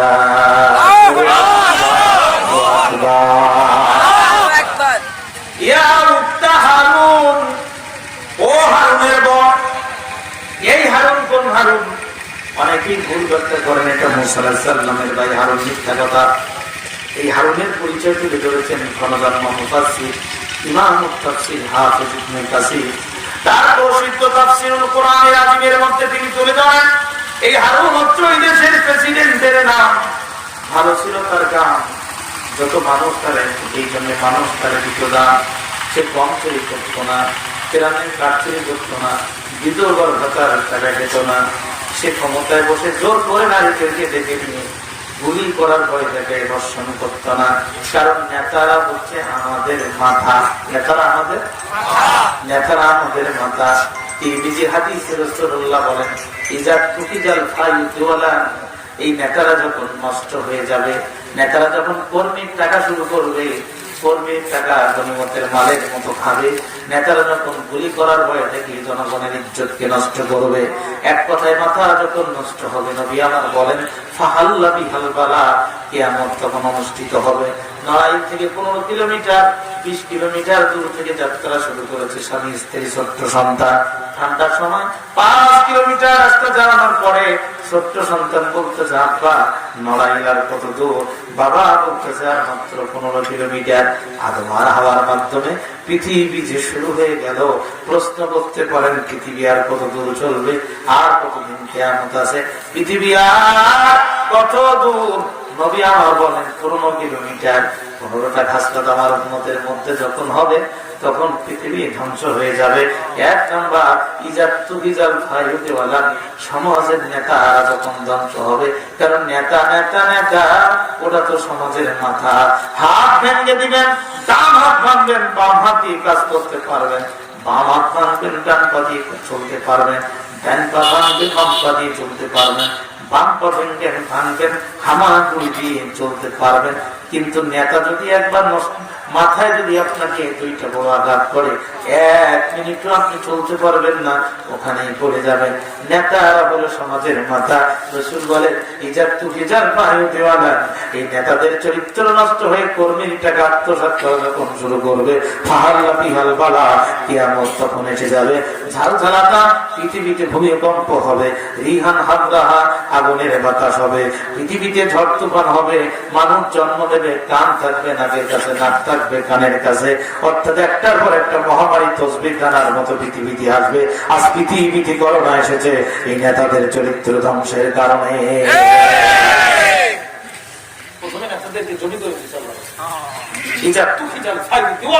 নেতারা যখন কর্মীর টাকা মেরে খাবে, চেয়ারম্যান বাজেট থেকে দিয়েছে স্কুলের সামনে পুকুর খনন বাবদ 1 কোটি টাকা বরাদ্দ, 1 কোদাল মাটি কাটে নাই, ব্যাংকে 1 টাকাও রাখে নাই। পরে চেয়ারম্যান এসে দেখে পুকুরও নাই, ব্যাংকে টাকাও নাই, চিন্তা করলো আমি তো ধরা দিয়ে দেবো। উনি লিখে দিয়েছে স্কুলের সামনে পুকুর ভরাট বাবদ 1.5 কোটি টাকা বরাদ্দ। সারা জায়গার মাটি জায়গায় থেকে গেল, 2 চেয়ারম্যান 2.5 কোটি টাকা দিয়ে চলে গেল। এর নাম হচ্ছে ইজাল ফাইন দিওয়ালার নেতারা যখন কর্মীর টাকা খাবে। হে ভাবো ভেবে দেখো বসে নিরালায়, গজব কেন রে দুনিয়ায়। খাঁটি ধার্মিক নাই কো দেশে, মুসলিম চলে কাফের বেশে, কথা কাজে আর ব্যবহারে বেদিন বুঝা যায়। ভাবো নিরালায়, গজব কেন রে দুনিয়ায়। অফিস গুলো ঘুষে গরম, অফিসারদের নাই কো শরম। ঠিক আছে, ঠিক আছে। অফিস গুলো ঘুষে গরম, অফিসারদের নাই কো শরম। পার্টি দেখিলে পরে ঘুষের হাত বাড়ায়। ভাবো নিরালায়, গজব কেন রে দুনিয়ায়। নেতারা যখন ধ্বংস হবে, সমাজ ধ্বংস হবে। নামাজ নেই, কালাম যা ভোটের আগে যে কায়দায় টুপি আর পাঞ্জাবি করে, এতে 30 পাড়ার হাফেজ। কি অবস্থা! 60 টাকা বলে পাঞ্জাবি হুজুররা পড়তে পারে না, অত দামি কোনো বক্তা মানুষ সবাই পাশে চায়। হুজুর আপনাকে মানুষ চেনে, মহব্বত করে, আপনি একটু আমার পাশে থাকলে ভোট একটু বেশি হবে। হুজুর কয় আমি তো থাকবো, কিন্তু আমি তো জেনে কেন লোকের সাথে থাকতে পারি না। তুমি কি হুজুর ফরজ জানো? হুজুর ফরজ 40 টাকা, তো সবাই কয়টা হুজুর কয় ভাই তুই কোন গ্রহের মুসল্লি দিবি? 40টা গোসলের ফরজ জানো? গোসলের ফরজ 3টা। হুজুরকে মাশাআল্লাহ এটা তো মুখস্থ করছে না। কি কি? লুঙ্গি, গামছা, সাবান। গোসলের দুয়া জানো? বলছে না, তুয়ান গসলা, সাবান দিয়ে কসলা। কি জাতের মুসল্লি চিন্তা করে। হেতেরা দাঁড়াইছে ভোটে, পাঞ্জাবি আর টুপি কি দেখলি মনে হয় বৃহস্পতিবারে জান্নাত থেকে বানিয়ে শুক্রবারে মসজিদে দেখেছে। কি চেহারা! হাফেজ ইবনে কাসির বলেন, ইয়া মুফতা হারুন, ও হারুনের বোন। এই হারুন কোন হারুন? ইবনে কাসির বলেন ওই দেশের প্রেসিডেন্টের নাম। ভালো ছিল তার কাম, মানুষ তারে দিত দাম। এই প্রেসিডেন্ট এত ভালো, যত পায়ের মায়ের জন্ম সন্তান জন্ম নিল, একটা না একটা নাম প্রেসিডেন্টের নামের সম্মানে হারুন ডাকলো। মা সন্তান জন্ম নেয়, মা প্রেসিডেন্টের নাম অনুসারে ডাকে। আর আমাদের চেয়ারম্যানের নাম হচ্ছে, কেউ যদি নাম রাখে পাশের বাড়িতে খবরদার, ওর নামে নাম রাখে বড় হয়ে বংশ হবে, বড় বংশ হবে, ওর নামে নাম রাখিস। এর কারণ দোষ তো আসলে ওনাদের না, দোষ তো আমাদের। ওনারা তো শোডাউন, আমরা হচ্ছে গোডাউন। আমরা কি গোডাউন? সিঙ্গার ফ্রিজ কিনতে গেছেন, ফ্রিজের দোকানে মাত্র 10টা ফ্রিজ। আপনি বলবেন কি ব্যাপার, এত কোটি টাকা ব্যবসা, 10টা ফ্রিজ? বলছে চাচা এটা শোডাউন, মাল ভিতরে আছে। মাল কোথায় আছে? ভিতরে গোডাউনে আছে। নেতারা হচ্ছে শোডাউন, মানে আমাদের চরিত্র যেমন, নেতারা হচ্ছে আমাদের চরিত্রের একটা মডেল। মানে যত ভিতরে যাবো এই টাইপের মাল পাবা, যত ভিতরে যাবো ঠিক এই কিসেমের মাল ভিতরে গোডাউনে আছে, এই কিসেমের মাল ভিতরে পাবা। ওনাদের দোষ দিয়ে লাভ কি? আমরাই একটা ছাগল বিক্রি হয় 3,500 টাকায়, আর আমরা বিক্রি হয় মাত্র 500 টাকায়। ওনাদের দোষ দিয়ে লাভ আছে? ওনাদের দোষ দিতে লাভ নেই। ওনারা হচ্ছে আমাদের সামগ্রিক চরিত্রের একটা মডেল। নেতা যদি বিড়ি খায়, কর্মী গাঁজা খায়, কথা বলা যায়। আমাদের সামগ্রিক চরিত্রের একটা মডেল হচ্ছে তারা। মানে এই লোকগুলো দেখলে বোঝা যায় যে জাতিটার চরিত্র। এই নেতা হচ্ছে আমাদের চরিত্রের একটা মডেল। আমরা ওখানে খারাপ হয়েছি। ইমাম মানে কি? ঘটনা হচ্ছে মসজিদের ইমাম খোঁজে। ইমাম কোন মাদ্রাসায় পড়ছে তো সহজ না। সভাপতি সেক্রেটারি সাইকেল চালিয়ে গড় দেখা যায় যে ইমাম যখন করতো কোন প্রেম প্রীতি করছিল কিনা, এত খোঁজ খবর নেয়। বেতন দেয় 350 টাকা, কিন্তু খোঁজ লাগায় 3.5 লক্ষ টাকা। আর এই লোকটা যখন সমাজে এসে ইমাম নিয়োগ করে চেয়ারম্যান, মেম্বার, এমপিতে, তখন 2000 টাকা ধার, আর সবচেয়ে চরিত্রহীন লম্পট যেটা বিধবা নারী রাত্রে হোটেলে ঘুমায় এইটার হাতে ভোটটা দেয়। এই হচ্ছে মানুষের চরিত্র। ওই যে আমার সেই পুরাতন উদাহরণ, সৌদি আরব থেকে এক লোক আসছে, চিন্তা করলো রসুলের দেশ থেকে বাড়ি যাবো, একটা জুব্বা নিয়ে যাবো না, একটা পাঞ্জাবি নিয়ে যাবো না, তা কি আর হয়? বিশাল সৌদি জুব্বা পড়ছে, মাথায় দিচ্ছে টুপি, তার উপরে রুমাল, এর উপরে তাজ, মুখস্থ শুধু সূরা নাস, পড়তে গেছে মাগরিবের নামাজ। ইমাম সাহেব ছুটিতে মুয়াজ্জিন বেড়াইতে, আমার নামাজের ইমামতির দায়িত্বটা পাঞ্জাবি ঝুললাম বাজার, আমার দেশে তো ইমামতি উতার। ডক্টর ওমর আব্দুল হাসেম, আমরা যার কাছে হাদিস পড়েছি বিষয়, 1 লক্ষ হাদিসের হাফেজ ভাইজান, 1 লক্ষ হাদিস মুখস্থ, তিরমিজি নাসাই ইবনে মাজাহ খোলাই লাগে না, সব ওনার ঠোঁটে রাখা, হাজার হাজার 1 লক্ষ হাদিসের হাফেজ পৃথিবীতে একজন আছে, ডক্টর ওমর আব্দুল হাসেম। এখনো পর্যন্ত জামিয়া আল আজহার ইউনিভার্সিটি মসজিদে তিনি আসতেন।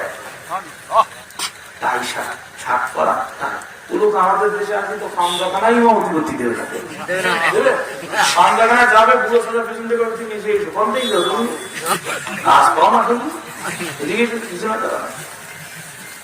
অথচ 1 লক্ষ হাদিসের হাফেজ, 1 লক্ষ হাদিস মুখস্থ পৃথিবীতে একজনই বেঁচে আছে, ডক্টর ওমর আব্দুল হাসেম হাফিজাহুল্লাহ।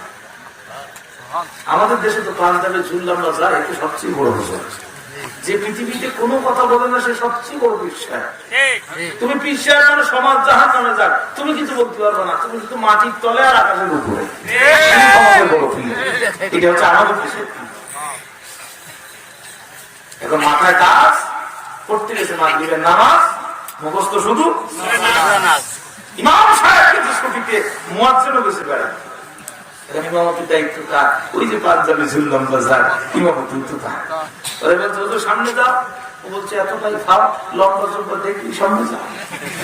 পিছন দেখ সাজা বলছে হুজুর তোমার যে পাঞ্জাবি ভাব, তোমার নাকি আমরা সামনে দিকে হবে মহাপাপ, তুমি খাও। ইমামও শোনে না, মুয়াজ্জিনও ছাড়ে না, রাকাতে সালাতে পাঞ্জাবি পরা খেলাতে। আল্লাহু আকবার। প্রথম রাকাতে সূরা নাসের তেলাওয়াত শুরু করছে, কারি সুরাইসি দেশ থেকে আসছে, অপূর্বটা পিছন দিক থেকে মুসল্লিরা নামাজের মধ্যে জুড়াই গেল যান। আমাদের ইমাম সাহেবের যে মধুরটা, ইমাম সাহেব মনে মনে কয় তোমরা খুশি হচ্ছ ভাই, আমার তো পরের রাকাতে সোজা হয়ে দাঁড়ানোর পুঁজি নাই। 2 সিজদার মাঝখানে এক তাসবিহ পরিমাণ বসতে হয়। ইমাম সাহেব অ্যাঙ্গেলে তাকিয়ে দেখে রেলিংয়ের যে ফাঁকটা কোন রকম বাইর হবে মাথাটা, যদিও শুনে যাবে পিঠটা, কিন্তু এই ছাড়া তো উপায় নাই, আমি দ্বিতীয় রাকাতে দাঁড়াবো কেন, বুঝতেই দেন না কি বলবো দাঁড়াই। আমি দ্বিতীয় সিজদায় ফিরে ইমাম সাহেব বীরের মতো ফলায়, আধা ঘন্টা হয়ে গেছে ইমাম ওঠে না। আমরা যারা যুবক মানুষ আধা ঘন্টা সিজদায় থাকলে তো অসুবিধা নেই, কিন্তু যারা মুখ উজু করতে করতে যাদের উজু শেষ হয়ে যায়, এরা কি কোন থাকতে পারে? এক বন্ধু বলছে খোকা তুমি ওঠো বাপ, আমি সেই বিরাটি পারলাম না, আমার কিন্তু উজু যায় না। এরপরে ইমাম সাহেব আর হুজুর জীবনে বহু নামাজ পড়েছে, এই বিপদ আল্লাহ কোনোদিন ফেলে তোমার 2 সিজ 1 সিজদায় যদি ঈশান নামাজ হয়, বাকি সিজদা কিন্তু আত্মতা শোনা পারবা।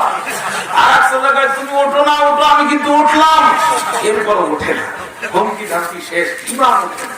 বাসা থেকে এক মুরগি ছোট্ট এক পিছিয়ে বলতে খোকা একটু মাথাটা উঁচু করা, তুই ছোট মানুষ তো সমস্যা নেই, একদিনও মরি গেল ও জীবিত থাকলে এটা কোনো উঠার কথা। ছোট্ট পিছিয়ে মাথা উঁচু করে বলছে ওঠেন কাকা মেম্বার ফাঁকা, মেম্বার ফাঁকা, কাকা মেম্বার ফাঁকা, ওঠেন, আপনি কিয়ামত পর্যন্ত থাকবো, আপনার সে তোলার লোক নেই সামনে, ওঠেন।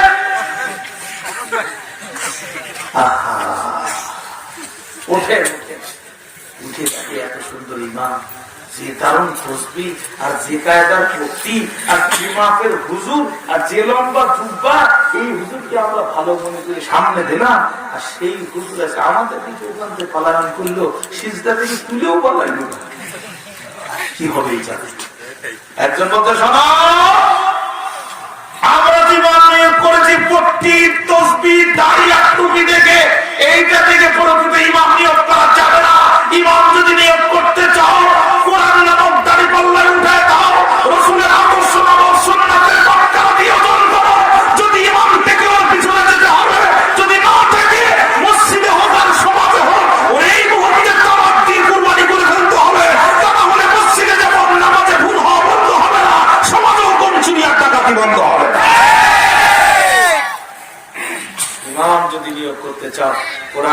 দাড়ি পাল্লায় তুলে দাও, আর রসুলের সুন্নাতের আদর্শের বাটখারা দিয়ে ওজন করে না। কথা কি বুঝতে কষ্ট হয়? যে নেতা চরিত্রহীন লম্পটরা আজকে আমাদের মাথার উপরে চেপে বসছে, একটার পর একটা ফাঁস হচ্ছে। নেতা ফোন করে নায়িকাকে ডাকতেছে, হোটেলে আসন গরম হয়ে বসে আছে। জাতির কপালে তো আরো বিপদ আছে, জাতির কপালে আরো বিপদ আছে, জাতির কপালে আরো বিপদ আছে।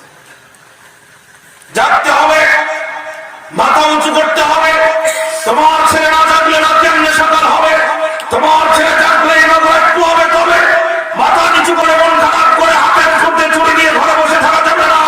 আমরা সেই মুসলিম জাতি, আমাদের মধ্যে জন্ম নিয়েছিল মরলিন খাত্তাব, অর্ধ পৃথিবী শাসন করেছিল। আমাদের মধ্যে জন্ম নিয়েছে তারিক বিন জিয়াদ, আমাদের মধ্যে জন্ম নিয়েছে মোহাম্মদ বিন কাসিম, আমাদের মধ্যে জন্ম নিয়েছে গাজী সালাউদ্দিন আইনি। আমরা ইসলামের জন্য সব কিছু উৎসর্গ করে দিতে পারি, কিন্তু বাতিলের কাছে মাথা নত করতে পারি না। তারিক বিন জিয়াদের নেতৃত্বে ভূমধ্য সাগর পার হয়ে গোটা স্পেনে কোরআনের পতাকা পথ করে উড়িয়েছিলাম। আল্লাহর কোরআন নিয়ে ইউরোপকে আমরা শতাব্দীর পর শতাব্দী শাসন করেছিলাম। আমরা সেই মুসলিম জাতি, মার খাওয়ার জন্য আমাদের জন্ম হয়নি, আমাদের জন্ম হয়েছে বিশ্ব নেতৃত্ব দেওয়ার জন্য। অতএব মাথা উঁচু করতে হবে। আমরা যখন মাথা উঁচু করবো, জঞ্জাল পৃথিবী থেকে বিদায় নেবে। মাথা নিচু করে বসে থাকতে হবে না প্রিয় ভাইরা। আপনি তো আল্লাহ খলিফা, ইন্নী জাইলুন ফিল আরদি খলিফা। আপনি তো পৃথিবীতে এসেছেন আল্লাহর প্রতিনিধির দায়িত্ব পালন করতে। চিৎকার করে বলুন ভাইরা। মজার তথ্য আমি বলি, হাফিজ ইবনে কাসির বলেন, প্রত্যেকটা মায়ের পুরুষ সন্তান হতো যখন হারুন নাম একটার নাম রাখতো তখন, এবং এই হারুন নামের লোকটিকে দিন মারা যায়। হাফেজ ইমাদউদ্দিন ইবনে কাসির বলেন 40,000 হারুন নামের লোক ছিল তার জানাজা। আল্লাহু আকবার। হারুন নামের প্রেসিডেন্ট মারা গেল, পিছনে যারা নামাজ পড়লেন এদের ভিতরে 40,000 মানুষের নামই হারুন ছিল। আল্লাহ কি কোরআনের এই কথাটা তুলে দিয়েছে? জোরে বলেন না সুবহানাল্লাহ। ইয়া মুত্তাহাম, ও হারুনের বোন, তোর মায়ের চরিত্র তো ভালো ছিল, বাবার চরিত্র তো খারাপ ছিল না রে মারিয়াম। এই সন্তান তুমি কেমনে পেলে আমাদের কাছে জবাব দাও। ফাশাত ইলাইহি, আম্মা মারিয়াম মুখে কথা বললেন না, হাত দিয়ে তার সন্তানকে ইশারা করে দিয়ে বলল, গ্রামবাসী, ও গ্রামবাসী, আমি মারিয়াম তোমাদের জবাব দেব না, আমার ছোট্ট সন্তান তোমাদের জবাব দেওয়ার জন্য যথেষ্ট। জোরে কোন আল্লাহু আকবার। قالوا كيف نكلم من كان في المهد صبيا। গ্রামের লোকজন ডাকতে বলে, মারিয়াম আমাদের সাথে মস্করা করো নাকি?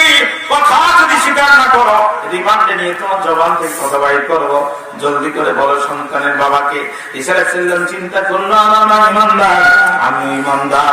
এক ইমানদার বিপদে পড়বে যখন, অন্য ইমানদার পাখির মতো নিজের রক্ত দিয়ে হলো ঝাঁপিয়ে পড়বে তখন। রাসূলুল্লাহ বলেন, এক মুমিনের সাথে আর এক মুমিনের সম্পর্ক হবে তেমন, কাজাসাতিল ওয়াহিদ, শরীরের সাথে অন্য অঙ্গ প্রত্যঙ্গের সম্পর্ক যেমন। পায়ে কাটা ফুটলে যদি মাথায় যন্ত্রণা সৃষ্টি না হয়, বুঝতে হবে ওই পায়ের মধ্যে প্যারালাইসিস হয়েছে। মুফতি আমির হামজার মতো তরুণ মুফাসসির, কাজী ইব্রাহিমের মতো জগৎ বিখ্যাত মুহাদ্দিসরা কারাগারের মধ্যে বন্দী থাকবে। বিশ্ববরেণ্য মুফাসসির কোরআন আল্লামা দেওয়ান হোসেন সাইদি 50 বছর কোরআনের তাফসীর করে 10 বছর কারাগারে থাকবে। আর আপনার আমার চোখের পানি যদি না পড়ে, একটু প্রতিবাদ যদি আমরা না করি, বুঝতে হবে আমাদের ইমানের মধ্যে প্যারালাইসিস, ক্যান্সার হয়ে গেছে। বিপদে পড়বে যখন, আর এক মোমেন পাশে দাঁড়াবে তখন। আজকে রোহিঙ্গা মুসলমানদেরকে পৃথিবীর ইতিহাসের সবচেয়ে নির্মমভাবে হত্যাকাণ্ড দাঁড়িয়ে বাস্তবে আমাদের ভিতরে উঠে না হল। 20 কোটি মুসলমানের এই বাংলাদেশ, 3 কোটি মুসলমান, 5 কোটি মুসলমান এক হয়ে যদি কক্সের বাজারের নাফ নদীর কিনারে দাঁড়ায় বলতো, আরে মায়ানমারের শোনো, আরে আং সান সু চি শোনো, সামরিক চান্দা প্রধান শোনো, আমরা মুসলিম এক হয়ে শুনে আমাদের সম্পর্ক অত্যন্ত নিবিড় এবং গভীর। বিনা অপরাধে আমার বোনের ইজ্জতের উপরে যদি হাত দেওয়া হয়, বিনা কারণে আমার মুসলিম ভাইয়ের শরীরে যদি আঘাত করা হয়, প্রয়োজনে নাম পরে দিয়ে তারিখ বিন জিয়াদের মতো আমরা কিন্তু আর একবার ভূমিকা গ্রহণ করে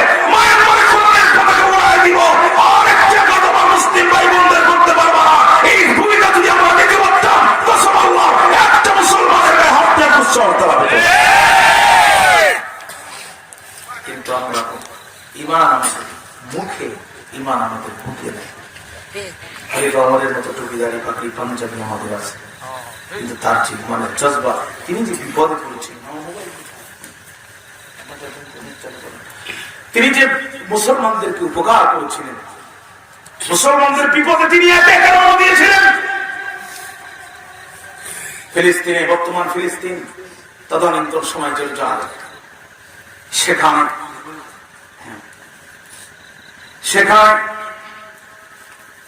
ওমর রাদিয়াল্লাহু তাআলা একটা প্রতিনিধি পাঠাইছিলেন। ওমর রাদিয়াল্লাহু তাআলা একটা প্রতিনিধি পাঠাইছিলেন।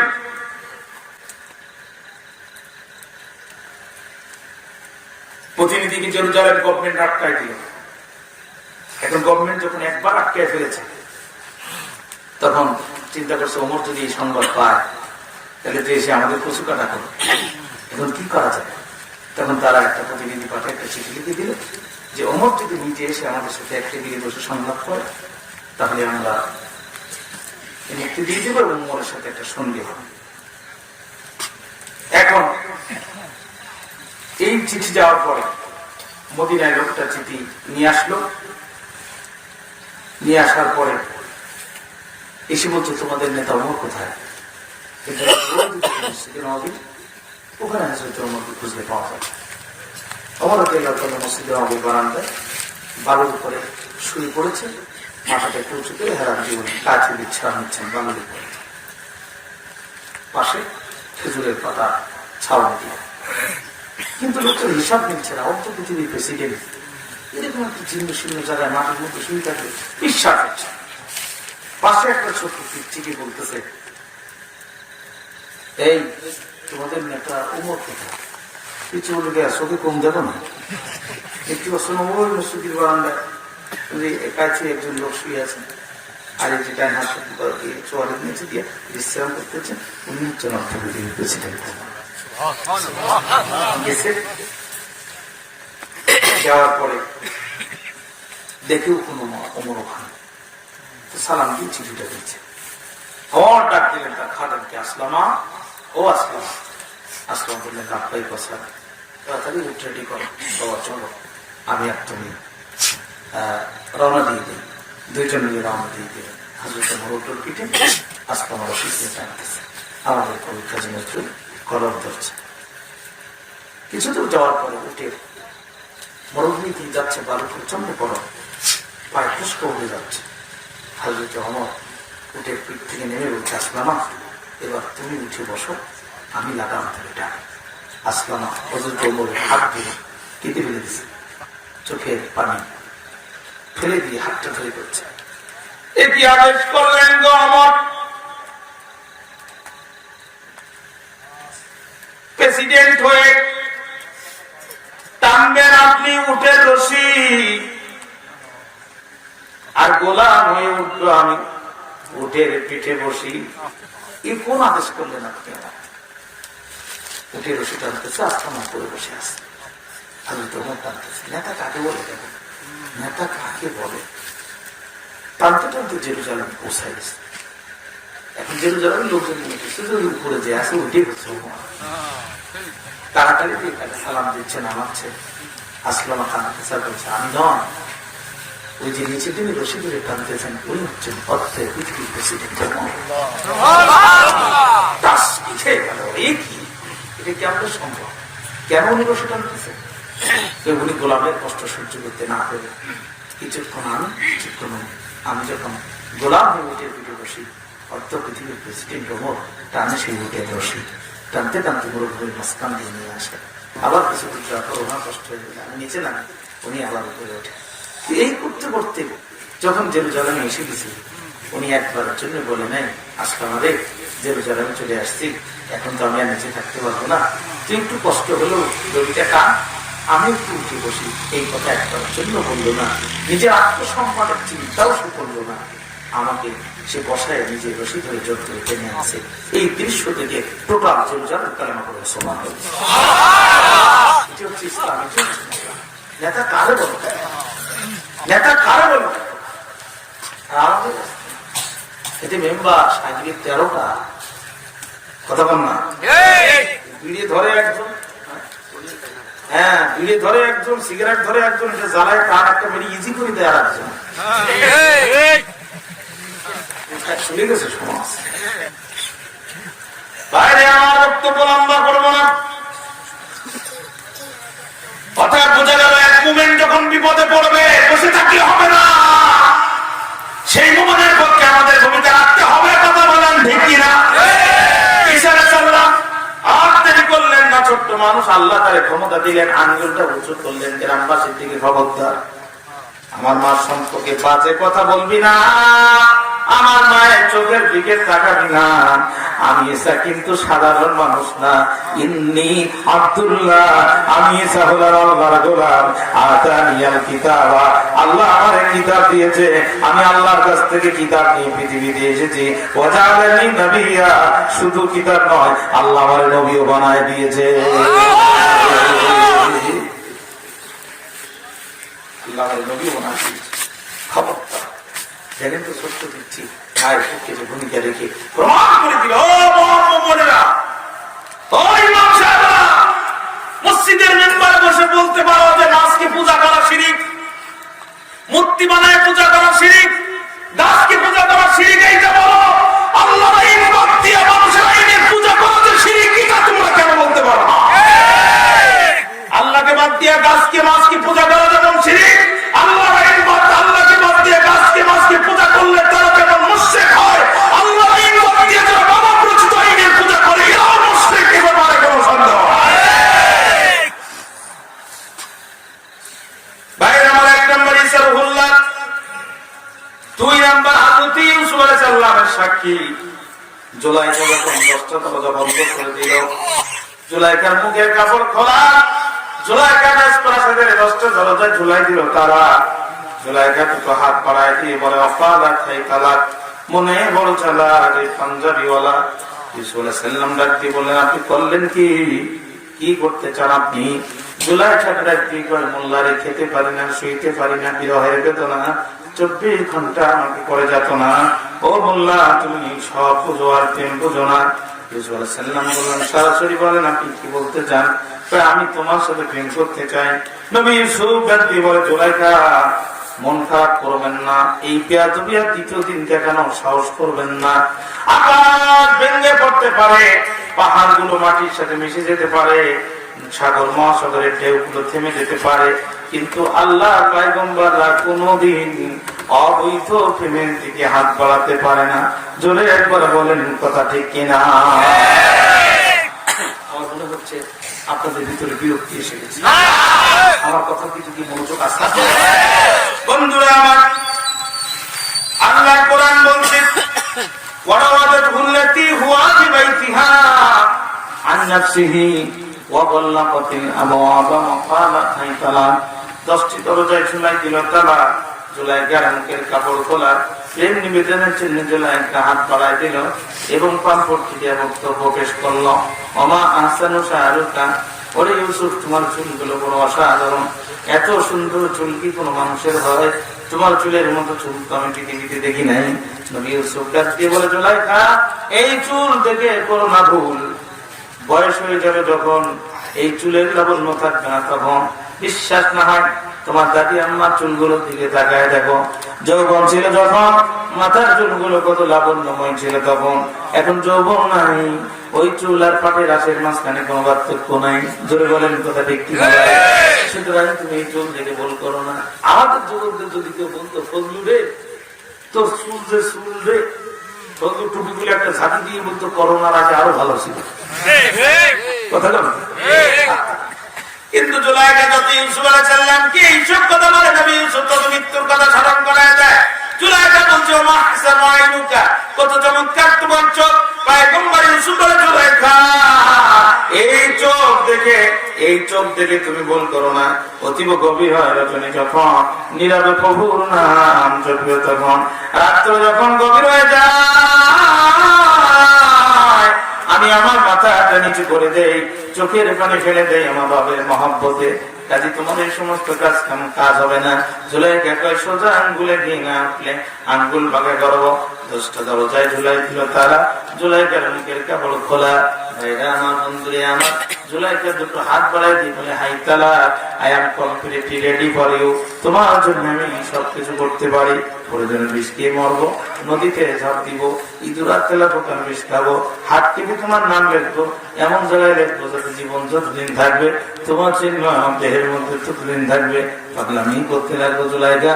নবী ইউসুফ বলে কি করতে চান? তো জোর করে প্রেম আদায় করবো, 10টা দরজায় ঝুলাইছি তালা, শুধু আমি জুলাইখার দরজা খোলা। আল্লাহ পয়গম্বর ডাক দিয়ে বলে, ভুলে যাবেন না আপনি আপনার দরজায় লাগিয়েছেন তালা, ইউসুফের জন্য তরবের দরজা 24 ঘন্টায় খোলা। আমার এরপর জুলাইখা জোর করে হাত যখন বাড়ায় দিল, আল্লাহর পয়গম্বর আল্লাহর উপরে তাওয়াক্কুল করে দরজার দিকে দৌড় শুরু করলো। আল্লাহর উপরে তাওয়াক্কুল করে দরজার দিকে দৌড়াতে দেরি হলো, বন্ধ দরজার তালাগুলো ঠাস ঠাস করে খুলতে দেরি হলো না। 9 নাম্বার দরজা খোলা শেষ, সোনার বাংলাদেশ। কিন্তু ঝামেলা বাঁধলো তখন 10 নম্বর দরজা যখন 10 নম্বর দরজা খুললো যখনই জুলাইখার স্বামী সেখানে দাঁড়াইছিলেন, তখনই আলফায়া সাইয়্যিদাহা লাদাল বাব, উভয়ের নেতা সামনে দাঁড়ানো।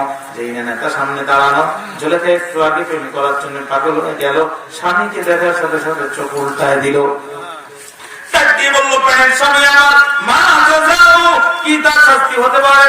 মান যে আলাদা ইচ্ছা করে বিয়াহানিকে আপনার স্ত্রীর সাথে সোয়ান খারাপ কাজের ইল্লা জানা কারাগার ও আযাবুন আলীম, কঠিন ডিমান্ড।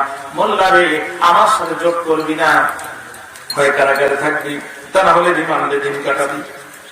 যদি জুলাইখার প্রস্তাবে রাজি হতো, বলেন তো দেখি নবী ইউসুফের নামে কি আর এই মিথ্যা মামলা দিতে পারত? বুঝে গেল সঙ্গে থাকলে সঙ্গী, আর সঙ্গে থাকবেন না যখনই জঙ্গি হবেন তখনই। আমার কথা লম্বা করবো না, নবী ইউসুফের বিরুদ্ধে মামলা যখন দিয়ে দিয়েছে, আল্লাহ শাহিদা শাহিদুম মিন আহলিহা, 2 নম্বর যে বাচ্চা দোলনায় থাকা অবস্থায় কথা বলেছিল, তিনি হচ্ছেন পয়গম্বর ইউসুফ আলাইহিস সালামের সাক্ষী। ছোট্ট শিশু জুলাইখা আপন মামাতো বোনের বাচ্চা। আর বাতা আসুর হাদিসে এসেছে বয়স তার মাত্র, তাফসীরে এসেছে বয়স তার মাত্র 4 মাস। 4 মাসের শিশুর জবান আল্লাহ খুলে দিল। 4 মাসের শিশুটা কি বলে? মন্ত্রী, শুধু খাদ্যের খবর রাখো নাকি ঘরের বউয়ের খবর রাখো? ইনকানা কামিসুহু কুদ্দা মিন কুবুলিন ফাসাদাকাত ওয়া হুয়া মিনাল কাযিবিন। সামনের দিকে ছাড়া হয়, বুঝতে হবে বউ তোমার চরিত্রবান, ঘরে ঠিক আছে, সতীত্ব ঠিক আছে, আর যুবকটা মিথ্যাবাদীদের একজন। ওয়া ইনকানা কামিসুহু কুদ্দা মিন কুবুলিন ফাকাযাবা ওয়া হুয়া মিনাস সাদিকিন। আর যদি রূপবাসী শুনলিকে ছাড়া হয়, বুঝতে হবে বউ তোমার ঘরে আছে, মगर মন তোমার ঘরে নাই। ও শুধু পাখি পায় না, তাই উড়াল দেয় না। ওই ইউসুফকে হামলা করতে গিয়েছিল, ইউসুফ বাঁচতে চেয়েছিল, এই জন্য পাঞ্জাবের পিছন দিক থেকে ওর টানে কদ্দাত কামিসাহ, ওর আঘাতে পিছন দিক থেকে কামিজ ছেড়ে গিয়েছে, জুব্বা ছেড়ে গিয়েছে। ফালাম্মা রাআ কামিসাহ, যখন সে জুব্বার দিকে তাকালো, তখন দেখতে পেল যে জুব্বার পিছন দিকে ছাড়া। তখন বুঝে গেল যা সে তার নোড়া তারের ভাঙ্গা দাঁতের গোড়া। আমি বুঝাতে চাইলাম ছোট্ট মাসুম বাচ্চাদের যে আল্লাহ তাআলা দোলনায় থাকা অবস্থায় কথা বলার তৌফিক দিতে পারে, ওই আল্লাহ কি আবু জাহেলের হাতে কয় না কত আছে তার নবী কি জানাতে পারবে কি পারবে না? আল্লাহ পাক বলেন, নবী সবগুলো বন্ধ করার দায়িত্ব আপনার। আবু জাহেলের হাতের মধ্যে কয়টা কত আছে আপনার সামনে হাজির করে দেওয়ার দায়িত্ব আমার। আল্লাহ নবী চোখ বন্ধ করলেন, আবু জাহেলের শিরা উপশিরায় রক্ত চলাচল পর্যন্ত বিশ্ব নবী দেখতে পেলেন। হাতের কাছে যখন আসলেন, 6 পাথর বলতেছে, নবীজি গো আপনার কষ্ট করা লাগবে না, ও নবী শুধু একটিবার আপনি অনুমতি দেন, আমরা 6 পাথরই আবু জাহেলের জবাব দিই। আল্লাহ নবী বলে খুশি বলে, চাচা ও চাচা, আমি বলবো নাকি হাতের মধ্যে পাথর বলবে? আবু জাহেল বলে, ভাতিজা তুমি বলো। তার মানে মুহাম্মদ জাদুকর, নিজে বলতে পারবে কিন্তু ওর পাথর বলতে পারবে, কিন্তু সে বলতে পারবে না। নবী ডাক দিয়ে, চাচা হাতের মধ্যে পাথর আছে 6টা। যেই না বলছে 6টা পাথর, আবু জাহেলের হাতের ভিতর থেকে আওয়াজ আসতেছে, লা ইলাহা ইল্লাল্লাহু মুহাম্মাদুর রাসূলুল্লাহ। আল্লাহু আকবার বলে আবু জাহেল 6 পাথর জমিনের মধ্যে ছুঁড়ে ফেলার বলে, ভাতিজা এতদিন মনে করতাম তুমি সাধারণ জাদুঘর, তবে আজকে আমি প্রমাণ পেয়ে গেছি তুমি আন্তর্জাতিক জাদুঘর। বিশ্ব নবী বলে আল্লাহ এ কোন বিশ্ব চ্যাম্পিয়ন আমার পাল্লায় তুমি আমার ফেলাইছো ভাইরা আমার। কিন্তু আবু জেহেল বুঝে গেছে, যে 100% নবী সন্দেহ নাই। মক্কার সর্বশ্রেষ্ঠ যোদ্ধা খেলোয়াড়, মক্কার বর্ষিয়ান নেতা, সিরাতের কিতাবে তার নাম এসেছে উতবা বিন রাবিয়া। উতবা বিন রাবিয়ার কাছে যে আবু জেহেল বলে ভাইজান ও ভাই আমাদের কপালে কি আছে তা জানা নাই, মোহাম্মদ এই পরিস্থিতি কি হচ্ছে, আপনি দ্রুত যান, যেভাবে মক্কার বাতিটাকে আপনি সামলান। ভাই আমার উতবা বিন রাবিয়া আসলো। হাদিসে জিবরাইল আমরা পড়েছি বিশ্ব নবীর ওই যে বিশ্ব নবীর হাঁটুতে হাঁটু মিলাইয়া হযরত জিবরিল আমিন যেভাবে বসেছিলেন, উতবা বিন রাবিয়া এসে আল্লাহ নবীর হাঁটুর সাথে হাঁটু মিলিয়ে বসে ডাক দিয়ে বলে মোহাম্মদ তোমার বয়স 25, বিয়ে করেছো 40, মোহাম্মদ রে 40 বছরের কুড়ির কাছে আর কি থাকতে পারে, তুমি যদি একটিবার আমার গ্রিন সিগন্যাল দাও, এই মক্কা শ্রেষ্ঠ সুন্দরী দায়িত্ব আমার, আর বিয়ে করার দায়িত্ব তোমার, আমি তোমার ম্যানেজ করে দিব। বিশ্বনবী কোনো কথা না বলে মুস্কি হেসে দিলেন। 2 নম্বর আবার যেহেতু বাবা মারা গেছে বাড়ি রেখে যায় নাই, গগন চুল বিরাজ প্রাসাদ আমি তোমার দিয়ে দিব, নবী কোনো কথা বলেন নাই। 3 নম্বর আবার তোমার যেহেতু টাকা নাই, আমার মক্কার লোক এক জায়গায় হবো, সমস্ত লোকের ব্যাংক হিসাব করবো, অর্ধেক আমরা ভাগ করে নিব, আর অর্ধেক আমরা তোমার দিয়ে দিব। সকালে সূর্য উঠতে দেরি হবে, তুমি কোটিপতি হতে দেরি হবে না। কাজে মোহাম্মদ রে শুধু এই সিদ্ধান্তকে তুমি একটুখানি গ্রহণ করো। নবী কোনো কথা বললেন না। 1 নম্বর নারী, 2 নম্বর বাড়ি, 3 নম্বর তোমার দিব অর্থ, 4 নম্বর তোমার দরকার হচ্ছে ক্ষমতা। আমরা মক্কার মানুষেরা এক জায়গায় বসে লিখিত সংবিধান তৈরি করব, সকলের সিগনেচারের ভিত্তিতে তুমি মক্কার অধিপতির আসন দখল করবে, সর্বোচ্চ ক্ষমতা তোমার হাতে থাকবে, আমরা তোমার কর্মী হয়ে বসবাস করব। বাকি যারে আমাদের মাত্র একটা শর্ত, শুধুমাত্র ওই যে লা ইলাহা ইল্লাল্লাহু মুহাম্মাদুর রাসূলুল্লাহ, এই যে কালেমার দাওয়াতটা দাও, এই দাওয়াতটা তুমি দিতে পারবে না। আল্লাহর নবী মাথা নিচু করে দিয়ে বললেন চাচা, বুঝাই দিলেন জবাব আমি দেব না, জবাব আমার আল্লাহ দেবে। পরে জিবরিল আমিন চলে আসলেন, আয়াতুল কারিমা নাযিল হয়ে গেল, ওয়াকালাল লাযীনা কাফারু রাব্বানা আরিনা লাযাইনি আদাল্লানা মিনাল জিন্নি ওয়াল ইনসি নাজআলহুমা তাহতা আকদামিনা লিয়াকুনা মিনাল আসফালিন। আল্লাহু আকবার। মানুষগুলো যখন জাহান্নামী হয়ে যাবে, যেই সমস্ত লোক নেতা কর্মীরা জাহান্নামী হয়ে যাবে, ওরা আল্লাহর কাছে বলবেন রব্বানা, হে আমাদের প্রতিপালক, আমরা তো জাহান্নামী হয়ে গেছি, বাঁচার কোনো উপায় নাই, তবে একটা ফরিয়াদ তোমার কাছে যা করতে চাই, যারা আমাদেরকে আদাল্লাহ পৃথিবীর জমিনে যারা আমাকে পথভ্রষ্ট করেছে, আমাদের 2 কেজি গম দিয়েছে, ইমাম সাহেবের পায়গুলি করতে বলেছে, আমাদেরকে একটা কিয়াসাস্তার কন্ট্রাক্ট টাইপার দিয়েছে, ইমামের বিরুদ্ধে মিথ্যা মামলা দিয়ে কারাগারে ঢুকাতে বলেছে, আল্লাহ ওদের কথা মতো আমরা দুনিয়াতে চলেছি, প্রভু গো আজ তো ধরা কে জাহান্নামী। এই আপনার বিরক্ত হয়ে যাচ্ছে আমার মনে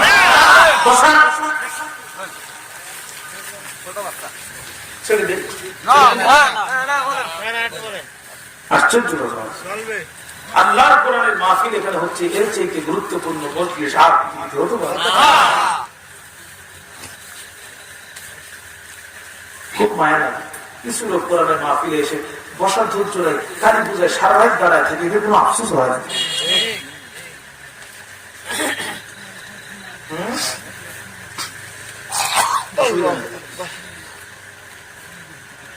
বিরক্ত হচ্ছে আপনাদের কেউ? মনে চলে আমার থেকে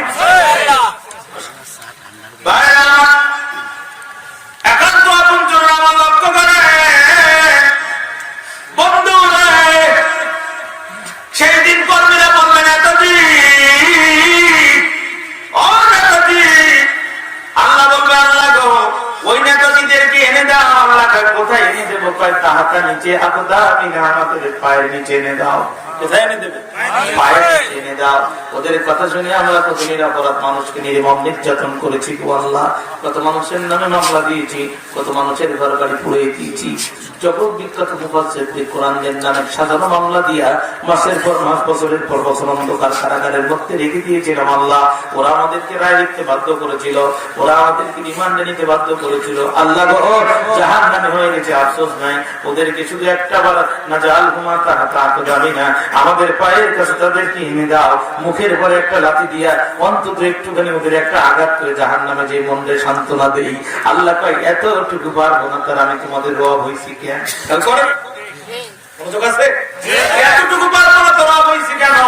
এবার যখন আল্লাহ তাআলা ওই নেতাদের কর্মীদের সামনে এনে দিবে, কর্মীরা তখন বলবে নেতাজি তোমাদের কথা শুনে মিছিল করেছি, মিটিং করেছি, আন্দোলন করেছি, সংগ্রাম করেছি, নিরাপরাধ মানুষদের হাত পা ধুয়ে দিয়েছি, মানুষদের লাশের বন্যা বয়ে দিয়েছি, কত শত ভালো মানুষের গায়ে আমরা হাত দিয়েছি, ইমাম সাহেবকে মসজিদের মিনার থেকে নিয়ে আমরা হাত কেটে দিয়েছি। ও নেতাজি আজকে তো জাহান্নামে হয়ে গেছি, আজকে একটু দেখো না কিছু করতে পারো কিনা? দুনিয়াতে আমি কারাগারে ছিলাম, তুমি জাজকে কন্ট্যাক্ট করে আমার মুক্তি দিয়ে নিয়ে এসেছিলে, আজ দেখো না কিছু একটা করতে পারো কিনা? নেতাজিরা সেই দিন বলবে দুনিয়াতে আমাদের কাজ করেছ, আমরা তো কেয়ারের রাস্তার কন্ট্রাক্টরি পাওয়া দিয়েছিলাম, দুনিয়াতে আমরা কাজ করে দিয়েছ, বিধবা মহিলার ভাতের কাটের টাকা না দিয়া সেই টাকা তোমরা আমরা ভাগ করে নিয়েছিলাম। দুনিয়ার হিসাব দুনিয়া শেষ। আজকে আজাদি না আমসা বলে না, ধৈর্য ধারণ করি আর ব্যস্ত হই। আজকে কিছু আমাদের কিছু করার নাই, আজকে ক্ষমতা আমাদের হাতে নেই। নেতাজিরা কর্মীরা তখন বলবে নেতা আজকে ক্ষমতা কার? নেতারা বলবে লিল্লাহি ওয়াহিদুল কাহ্হার, আজকে ক্ষমতা একমাত্র আল্লাহ, আজকে আর কারুর বাদ করি না তো পারি, আজকের দিনে চলবে না। নবী আয়াতে কারিমা নাজিল হয়ে গেল নবীর উপরে, নবী উতবা বিন রাবিয়াকে আয়াতে কারিমা শোনায় দিলেন, মাথা নিচু করে মক্কায় বসিয়া নেতা উতবা বিন রাবিয়া এসে বলছে আবু জেহেল মোহাম্মদ টাকা দিয়ে মুনাফিক কেনা যাবে, গাড়ি দিয়ে বাড়ি দিয়ে নারী দিয়ে মুনাফিক কেনা যায়, তবে আমি তোর একটা কথা বলে দিলাম শোন, মোহাম্মদকে গোটা পৃথিবী দিয়েও কালেমার দাওয়াত থেকে সরাতে পারবি না। টাকা দিয়ে পয়সা দিয়ে মুনাফিকের কণ্ঠ কিনে নিতে পারবা, কিন্তু মুমিনের মুমিনকে বছরের পর বছর অন্ধকার কারাগারের মধ্যে রাখলে আদর্শ বিক্রি করে খায় না। কথায় পারবে না। একান্ত আপনজনরা আমার সম্মানিত বন্ধুরে, ও ভাইরা আমার শোনেন, আবু জেহেল বলল তাহলে মুহাম্মদকে এই মুহূর্তে হত্যা করা লাগবে। আবু জেহেল আল্লাহর নবীকে হত্যা করার জন্য সন্ত্রাসী বাহিনী প্রেরণ করলো। এই ঘটনা শুনল নবীর চাচা হযরত আব্বাস রাদিয়াল্লাহু তাআলা। তদনীন্তন সময় হযরত আব্বাস কাফের ছিলেন, তিনি ইসলাম গ্রহণ করেন নাই, কিন্তু নবীজির বিপক্ষে রায় আসার পরে হযরত আব্বাস আর কাল বিলম্ব করলেন না। হযরত আব্বাস তরবারির পিছনে আঙ্গুল দিয়া গোটা রাস্তায় ঘুরলো আর বলল রে জলদি করে দ্রুত আয়, কাল বিলম্ব করা যাবে না। আল্লাহুম্মা ربنا ظلمنا انفسنا وان لم تغفر لنا وترحمنا لنكونن من الخاسرين رب ارحمهما كما ربياني صغيرا رب ارحمهما كما ربياني صغيرا رب العالمين মাহফিল কে মঞ্জুর করে নাও, যতটুকু আলোচনা হয়েছে আল্লাহ কবুল করে নাও। আল্লাহ তাআলা আমাদের যাদের পিতামাতা মাটি গহীন কবরে চলে গেছে, প্রত্যেকের পিতামাতার কবরকে জান্নাতের বাগান বানিয়ে দাও। কিয়ামত পর্যন্ত আল্লাহ তুমি মাহফিলটা চালু রেখে দাও। আল্লাহ তাআলা আমাদের উপরে রহম করো। আল্লাহ কোরআনের মাহফিল যারা আয়োজন করলো তাদের উপরে রহম করো। রব্বুল আলামিন মেহেরবানি করে মাহফিল কবুল করে নাও। ওয়া রাহমাতুল্লাহি ওয়া রাহমাতিকা ইয়া আরহামার রাহিমিন। সালাম।